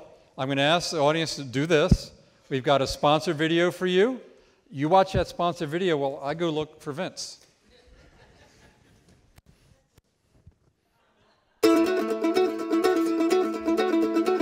Catch that train, 'cause it's moving on. Catch that train, 'cause it's moving on. Catch that train, 'cause it's moving on. And it might pass you by before too long. Get it now. Crazy Fast Fiber Internet is here, built by Westminster and powered by Ting. See if Crazy Fast Internet is available in your neighborhood at ting.com/Westminster. All right, another round of applause for our sponsors. All right, time has come. 5th pitch. I'm unfortunately solo at this point, but we're going to get ready to introduce and bring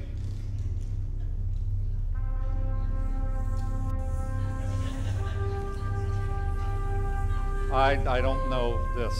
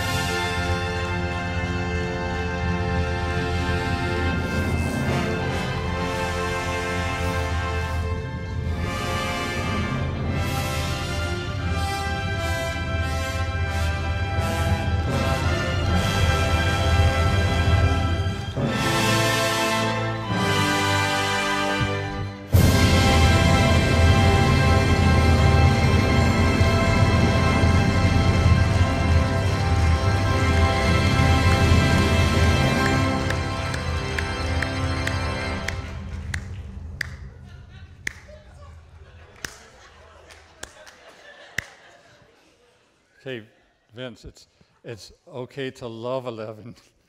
It's not okay to love 11. I think we may have created a monster here for Vince. All right. All right. We have pitch 5 coming up. I've realized at this moment I got to like pad here a little bit and think of something to say till this smoke clears before we bring up pitch 5. So we've heard 4 amazing pitches so far. The judges have been amazing. We mentioned before how difficult their job is. They've heard 4. We got 5 coming. As a little pre-shadowing, after we get pitch 5 done, then we're going to have an intermission. Don't forget you've got People's Choice voting coming up that you will need to do. And we'll go over all that again as soon as pitch 5 is done. And maybe I've talked long enough to let the smoke clear a little bit, at least up here on stage. So let's invite to the stage now our 5th and final pitch, Collision Course, Anthony and Ashley Gerard. Please come up.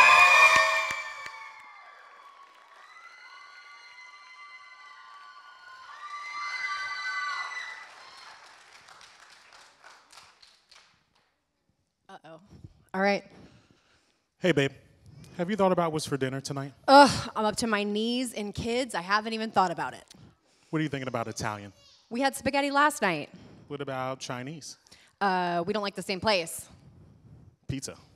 I fed it to them for lunch. How many of you out there have had this conversation or one just like it every week? We know, we do. Enter Collision Course. Wait a minute, Collision Course? Is that a repair shop? No, no, no. It's not a repair shop. Collision Course is a restaurant. It's a soul food experience. It's the actual collision course of all the experiences and ideas from the restaurants that we've worked, colliding into courses for our guests. Collision Course is the reflection of the journey that we've been from then until now. I am Tony Gerald, owner and chef.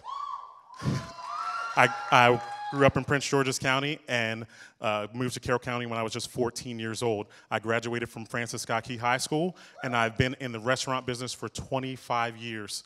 Rock Salt being the last restaurant I worked, just a couple doors down. I've held every position from dishwasher to general manager.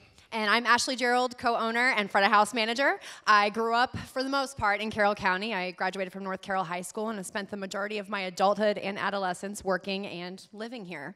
We actually met in a restaurant. Shout out to Applebee's and our Apple buddies. So, owning a restaurant has always been a goal of ours. It was a 5-year plan, and then it was a 6-year plan, but life and kids happens, and I looked at Tony in December and said, hey man, if not now, when?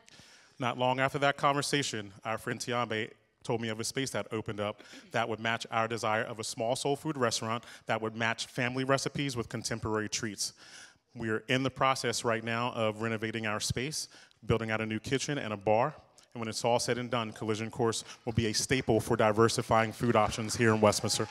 Based on our expertise and our research, we knew that the time was now. With our consumers spending between about $150 and $175 a month dining out, it's no wonder that the restaurant industry is expected to exceed pre-pandemic levels, thank you, by $30 billion at the end of this year. Seated restaurants make up about 40% of that total, and 60% of our consumers that are between the ages of 25 and 60 years old live right here in Carroll County. Being in the industry for some time, we realized that it'll take us just a little bit of time to get up and running to optimal efficiency. We have conservative projections over the year one of $1.3 million in sales with a 5% net profit, and just wanting to increase those profits and revenue just by a few percent each year. We've been present at several Westminster Main Street events, and this time are averaging close to 100 guests per event, with each guest averaging between $18 and $20 per visit. That is remarkable when you consider lack of time, lack of menu, and lack of liquor, beer, and wine options. We've already secured our liquor license, by the way.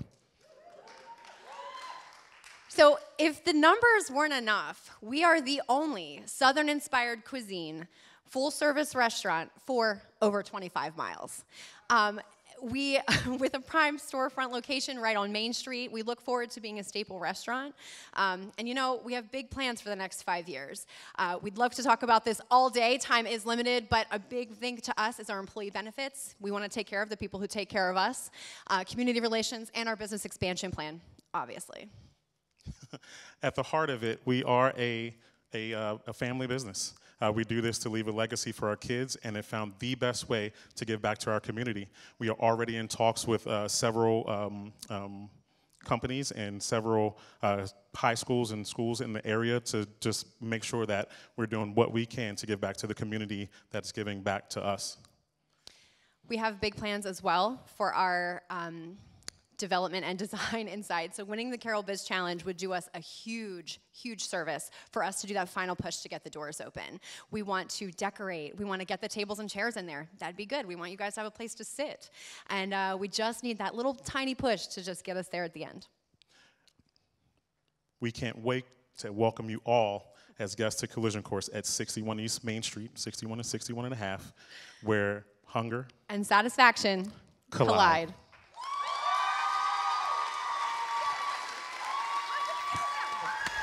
All right.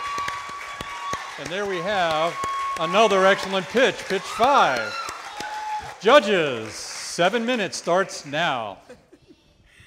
Obviously, you all didn't get the memo. I need like 2 of those egg rolls up there.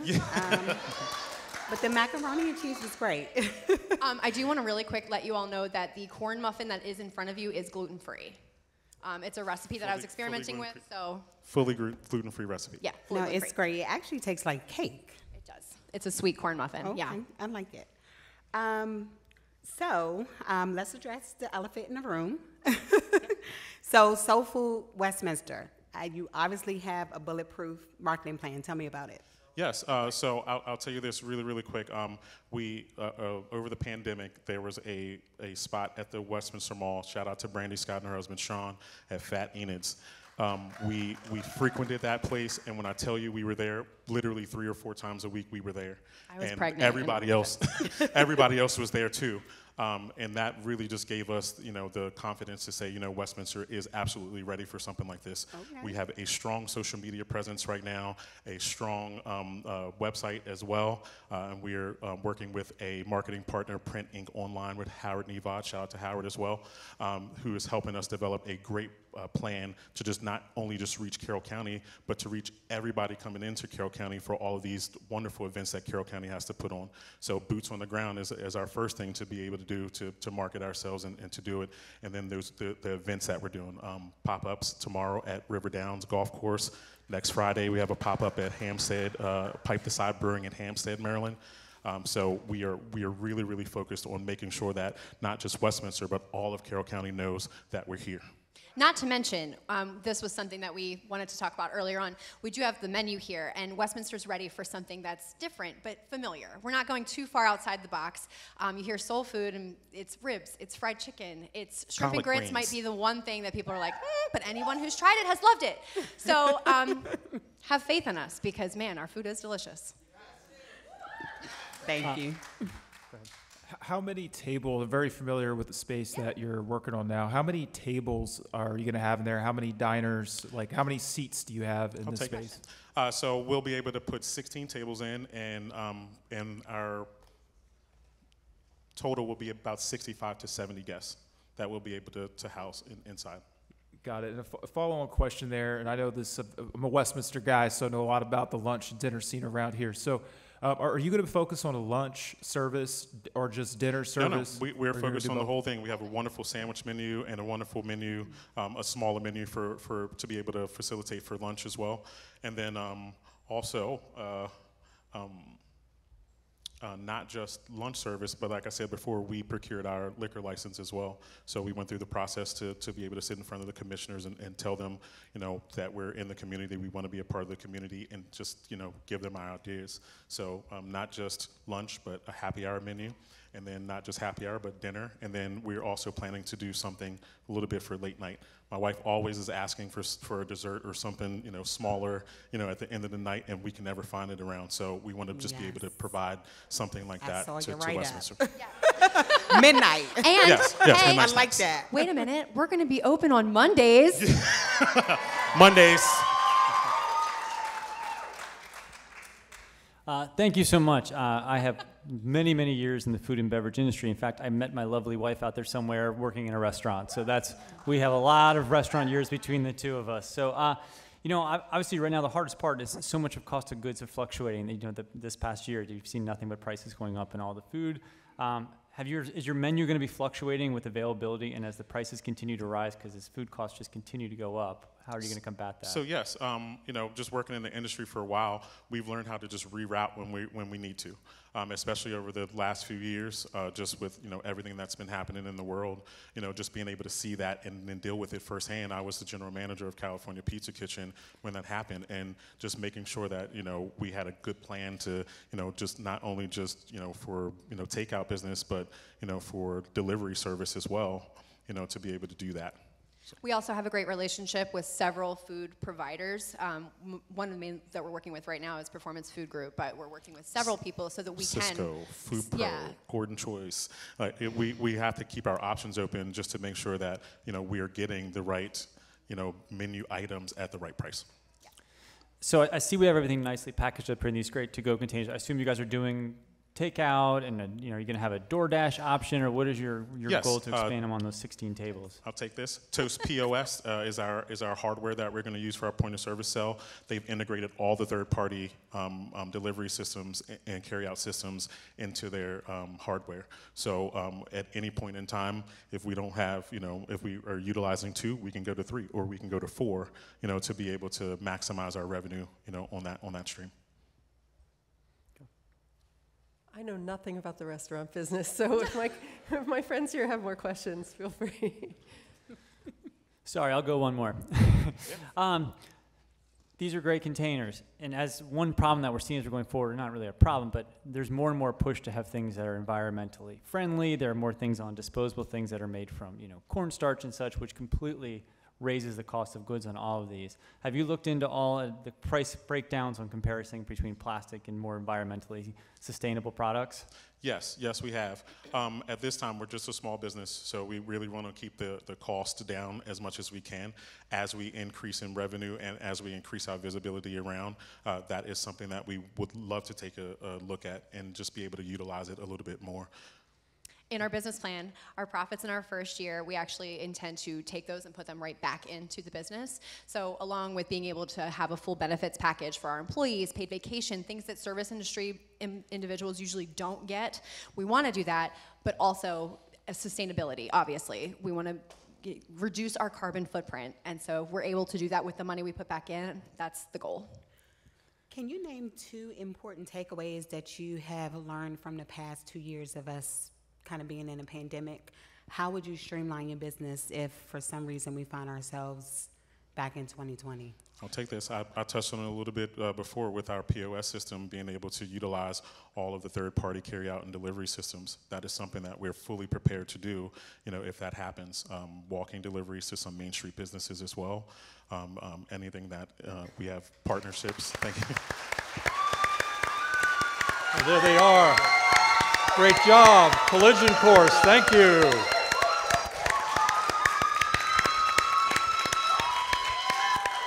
All right. So there we have it. Let's have a big round of applause for all 5 of our finalists. Excellent job. Judges, you clearly have a difficult chore ahead of you, picking one from those 5. Excellent work. Thank you for what you did. You look different. Hey, John. Hi. I feel great, man. Do you? I do. I feel like my chakras opened up and I can see the world, a whole different light. That's good. It feels great, John. That's good. I don't know whether to stand closer or farther on that. Oh, stand close to me, John. Let's make 11 again. 11 again? 11. There we go. All right. All right. We have some logistics now with the pitch portion of the evening complete. You have seen all 5, both viewers at home and here in the audience. Remember, we mentioned earlier, we have a People's Choice Award. You get to pick the winner of this. $2,022 will be awarded. That's right. Good. We have some instructions. Yep. It's really important that you follow these instructions. So the very first thing to do is text BIZ to 22333. Just do that, and you're going to receive a message or 2 kind of confirming that you are joining this, and then we'll actually have you text your vote next. So text BIZ to 22333, and we'll just give it a few more seconds for everyone to kind of make that happen, and you should be receiving some sort of a auto reply response saying that you've joined in. Yes, the important point is, as Vince said, don't vote until you get the reply back from your initial text biz to 22333. Once you do get that reply, you are able to vote, and as you will see shortly, you're going to text your vote A, B, C, D, or E for your choice. So we'll wait for that to come up. All right, so we're seeing votes coming in already. So you can see the entrepreneurs up there, the corresponding letter that you need to use. So go ahead and start. People already have, but everyone else can go ahead and continue voting. Okay.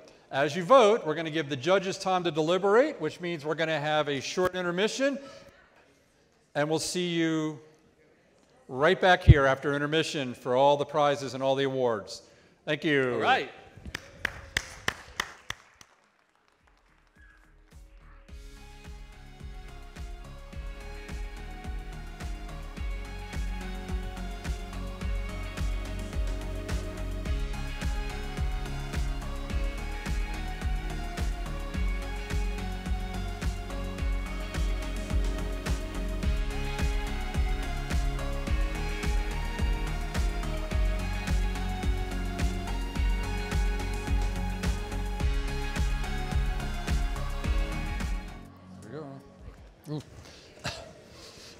All right, here we go, here we go.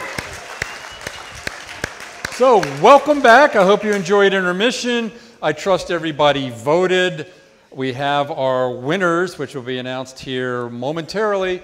When people ask me, like, what's the Carroll Biz Challenge about? I said, you know, if you're really into nervous energy, you should come. This is the nervous energy part. This is absolutely right, yeah. There's a lot of tension in the air right now. We had 5 amazing entrepreneurs come out and speak. We do have a winner that we're going to be announcing, but before we get to the grand prize, we do have a couple of awards to hand out. The first is, is this the second year that this award has been given out? So well, let's do this. Okay. Let's do this. For all the awards, let's re-invite Mike McMullen, President of the Carroll County Chamber of Commerce, to be on stage. This doesn't happen without Mike. There he is. And he's back there. I thought he was there. He's there. There he is. That's excellent. He's sneaking up on us. Sorry about that. I got a little excited. I'm still, you know, jittery and woo, 11. You know. All right. So you were saying? I was saying, now that Mike is here, we have 3 ones now. That the United Way Changemaker Award is back for its second time this year. And to present that award, please welcome to the stage Greg Brock.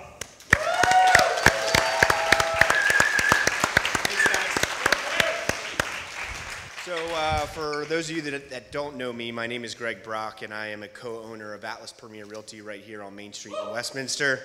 I have been a resident of Carroll County my entire life. And Carroll County is full of innovation and community spirit. And year after year, the many ideas and projects presented during the Biz Challenge have such a strong focus on the health and well-being of our community. On behalf of the United Way Region United Network Advisory Board of Carroll County, we are thrilled to have the opportunity to bring our Changemaker Challenge Award back to Carroll County Biz Challenge for 2022. United Way of Central Maryland's Changemaker Challenge identifies progressive thinkers who are ready to elevate, accelerate, and activate their big ideas to make their communities even better. Our goal is to support innovative programs that will benefit the residents of and neighborhoods in Carroll County. The other part that's different about this Changemaker Award is that we take all 44 participants and look at all of them to decide which one will make the biggest impact in Carroll County. There were many well-deserving applicants for this award, and we are excited to see what the future brings for these big thinkers and bright ideas. At the United Way of Central Maryland, we know that strong neighbors create stronger neighborhoods. Every day we remove barriers to housing and education, combat health inequality, and support stable employment. Our Changemaker Challenge Award winner has dedicated themselves to those causes as well, focusing on an often hidden population, but one with bright potential for the future. Providing housing, mentoring, and supportive services, our winner gives Carroll County's homeless youth and those aging out of foster care a new trajectory and a brighter path in life. Our winner is dedicated to providing what every child should have and deserve, a safe, secure, and stable place to call home. With that, I'm thrilled to announce the winner of our United Way Changemaker Challenge Award, My House. Come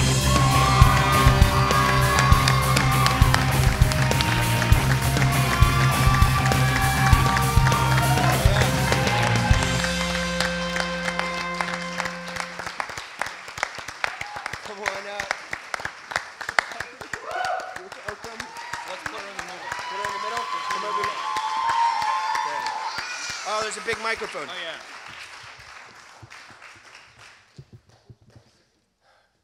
Congratulations. Thank you. And they could hear a pin drop. All right, thanks, guys.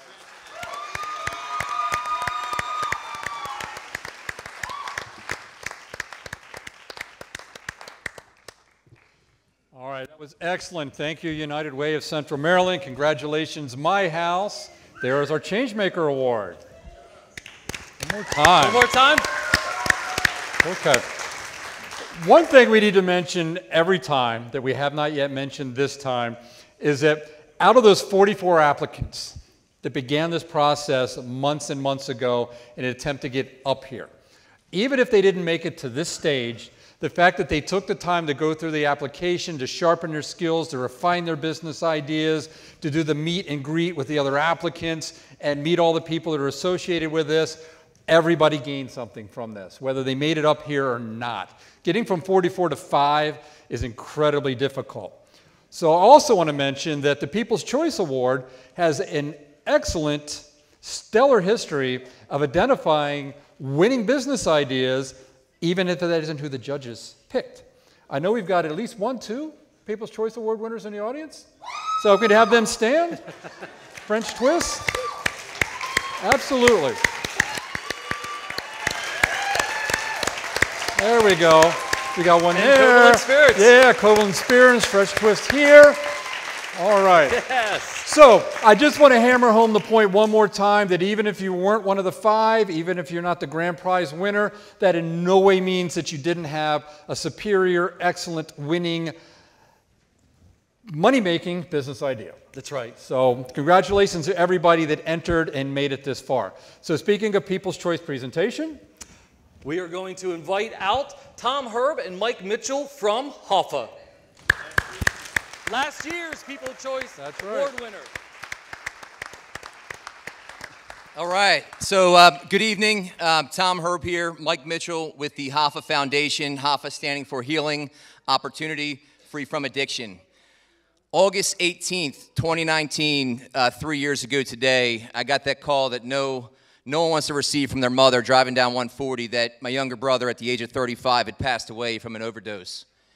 And, you know, on that day, of course, growing up in the funeral home business, Uncle has one here, right here in Westminster, Fletcher Funeral Home. My parents had the Zumbrun Funeral Home in Eldersburg. My brother's services, his name is Jimmy, was in his own home down there. Our final moment together was over a cup of coffee while he was in his casket, empty mug on his hands. Next thing you know, Hoffa Beans was born.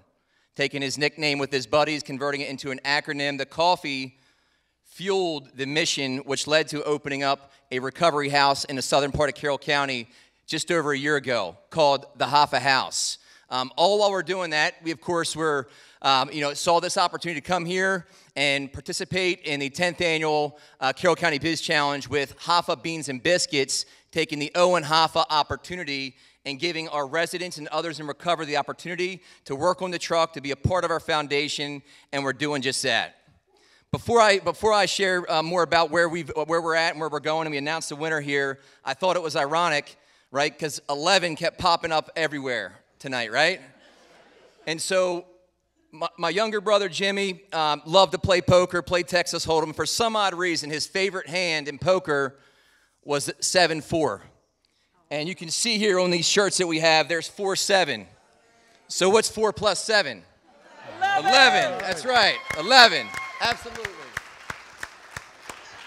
Yeah. So quick story, though, about the foundation and Hoffa Beans and Biscuits. What a hell of a journey. everything from going out to Ohio, driving overnight, picking up this big, amazing trailer that's been being wrapped by the Maryland Wrap House. It's going to be out there to drive through down in southern part of Carroll County in the Zombrun Food Home parking lot, right next to Chick-fil-A. It's going to be at all these different events out there. We had someone come to us and made all of our counters inside of the food trailer are made out of coffee beans. 60 pounds of beans from Pork and Bean Store to make all the counters.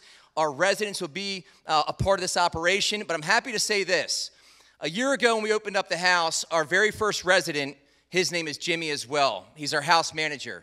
He was our house manager. Jimmy transitioned out of the house a few weeks ago, right? And is becoming a productive member of society. Jimmy, on July 25th this year, became the first full-time employee for the Hoffa Foundation. So, absolutely.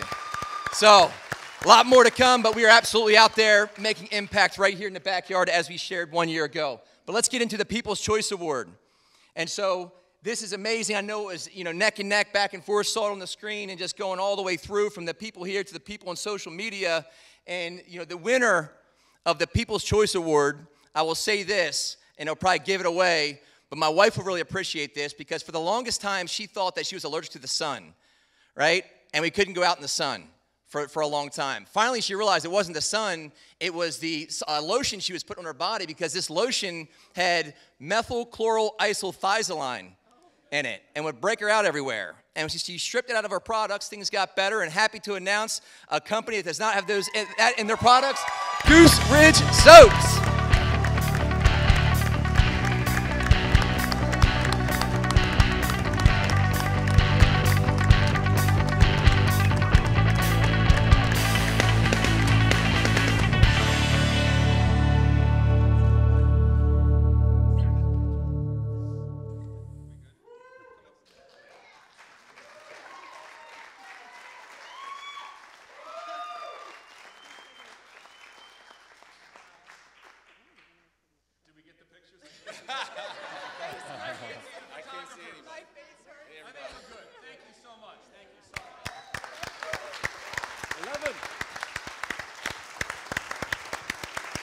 All right. So the time has come. There is only one grand prize winner. As mentioned earlier, this is a months and months long process. A lot of blood, a lot of sweat, a lot of tears and efforts went into this. And it's time. We could talk for like another 20 minutes and drive them crazy. I know, we really could. Think we should do that. No, we've done enough talking. We've done enough talking. I think we need to hear from the folks that actually made the decision. We do. I think we're ready to listen to some judges' comments. So, judges, would anyone like to begin? Sure, I'll go first. Thank you. you. All right. So I bet a lot of you out there either entrepreneurs or married to an entrepreneur or friends with an entrepreneur, but I just want to say that we all love entrepreneurs here, and having been an entrepreneur for 11 years myself, yes, I know that you put your heart and your soul and tons of work into every pitch that you do. And I just want to thank everyone for all the work that they put into the pitches, the business plans, and their businesses. And I can appreciate how hard everyone worked. So thank you to everyone. And, it's hard to pick one winner because I love every entrepreneur. They're all awesome. So thank you.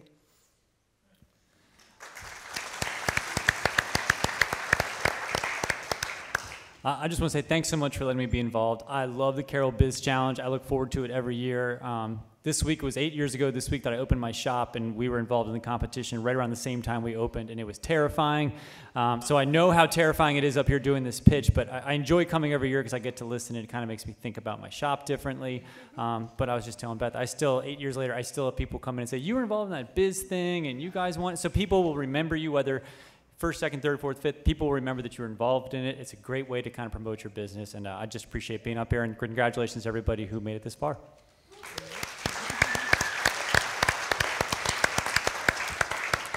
I would also like to say thank you. This is an amazing event.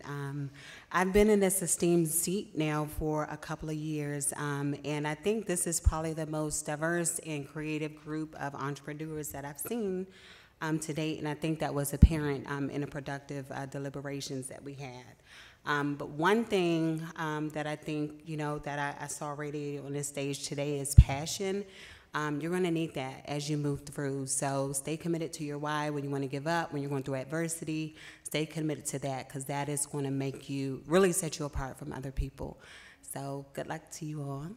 Thank you.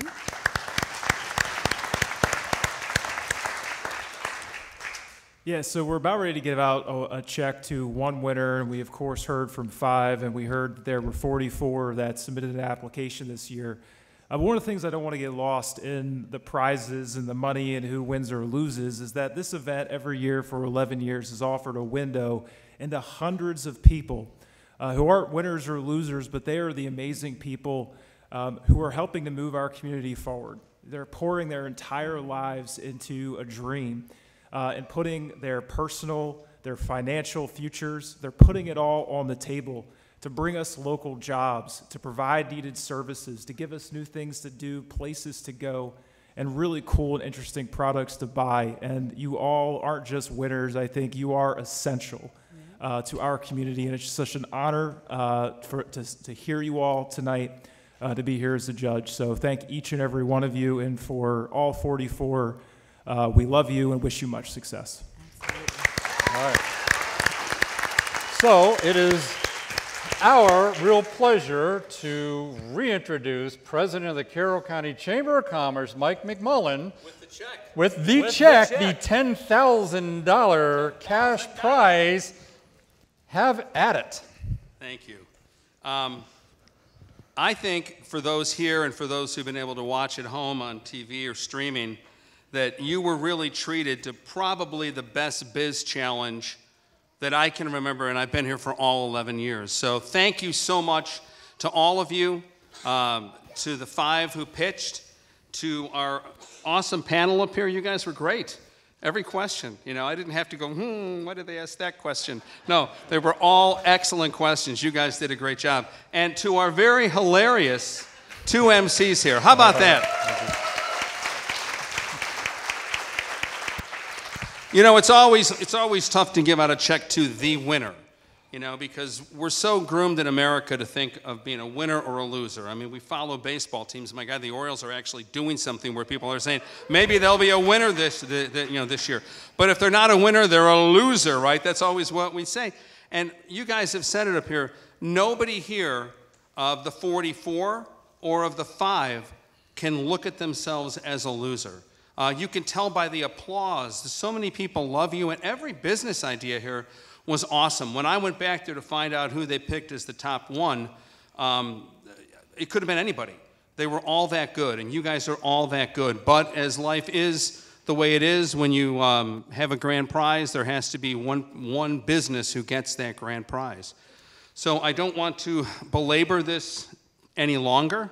I could talk for a long time about each of you because you guys are all amazing. But what I can say is this. If Jason Stambaugh's question didn't get her to cry, this check will. Botanical!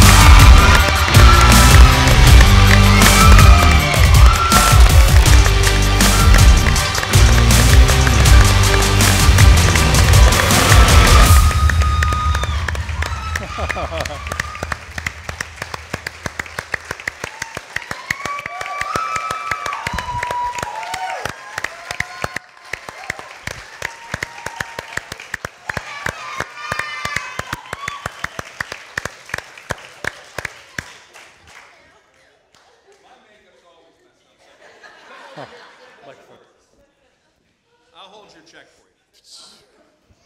Oh God, I'm 5'1", guys. Hey. There you go. All right. There you go. If you don't know this, I actually applied to the Carroll Biz Challenge last year. And I got up in front of everybody, I introduced myself, and I burst into tears. And that's where the crying joke came from. I had so much passion, I didn't know how to express it in 30 seconds. So I saw Mike McMullen at a dental open house at Integrative Dental Wellness, and he encouraged me to apply again. And I did. And I've put my heart and soul into this business. I left a job I had for 10 years that I thought I'd be out forever to take a chance on myself, to take a chance on Carroll County. And I just have to thank my husband, who's unfortunately not here tonight, for believing in me and encouraging me to just do it. And my family and the farm chicks who have supported me and my business. And the Carroll Chamber of Commerce and the judges who believed in me. Thank you, and I hope you enjoy your plants.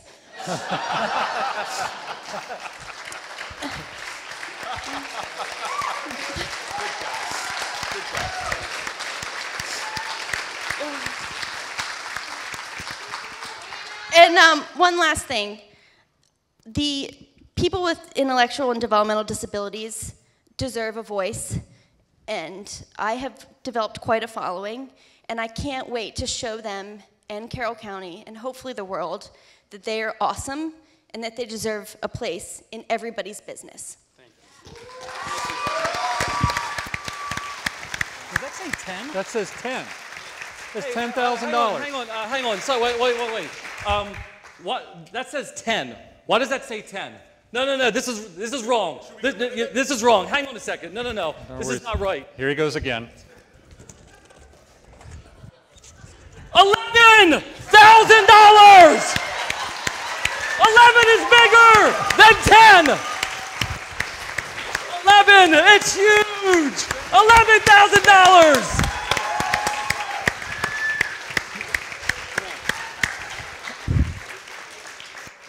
I hope someone's taking pictures.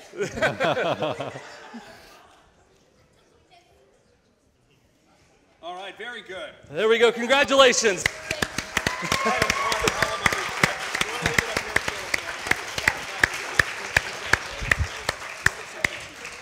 All right. All right, well, that's it. Can we get one more round of applause for all of our wonderful, generous sponsors, the Carroll County Chamber of Commerce, the Community and Media Center, who's making sure that anybody anywhere in the world can watch this tonight, 127 Creative and the crew that did our production, the judges, everybody, audience, thank you for coming. Indeed. So next year. That's right. We're going to be back again next year. 2023 Biz Challenge will be August 3rd of 2023. So 12th mark your calendar. Annual, 12th annual next year. Yeah. Is the number 12. That's what how important is 12? 12 is lame. I'm saying. Jesus had 12 disciples. Come on, we can do something with that. Here we go again. Here we go again. See you at number 12. Nice job, man. Good job. That was excellent, bud. Good job, man. That was good.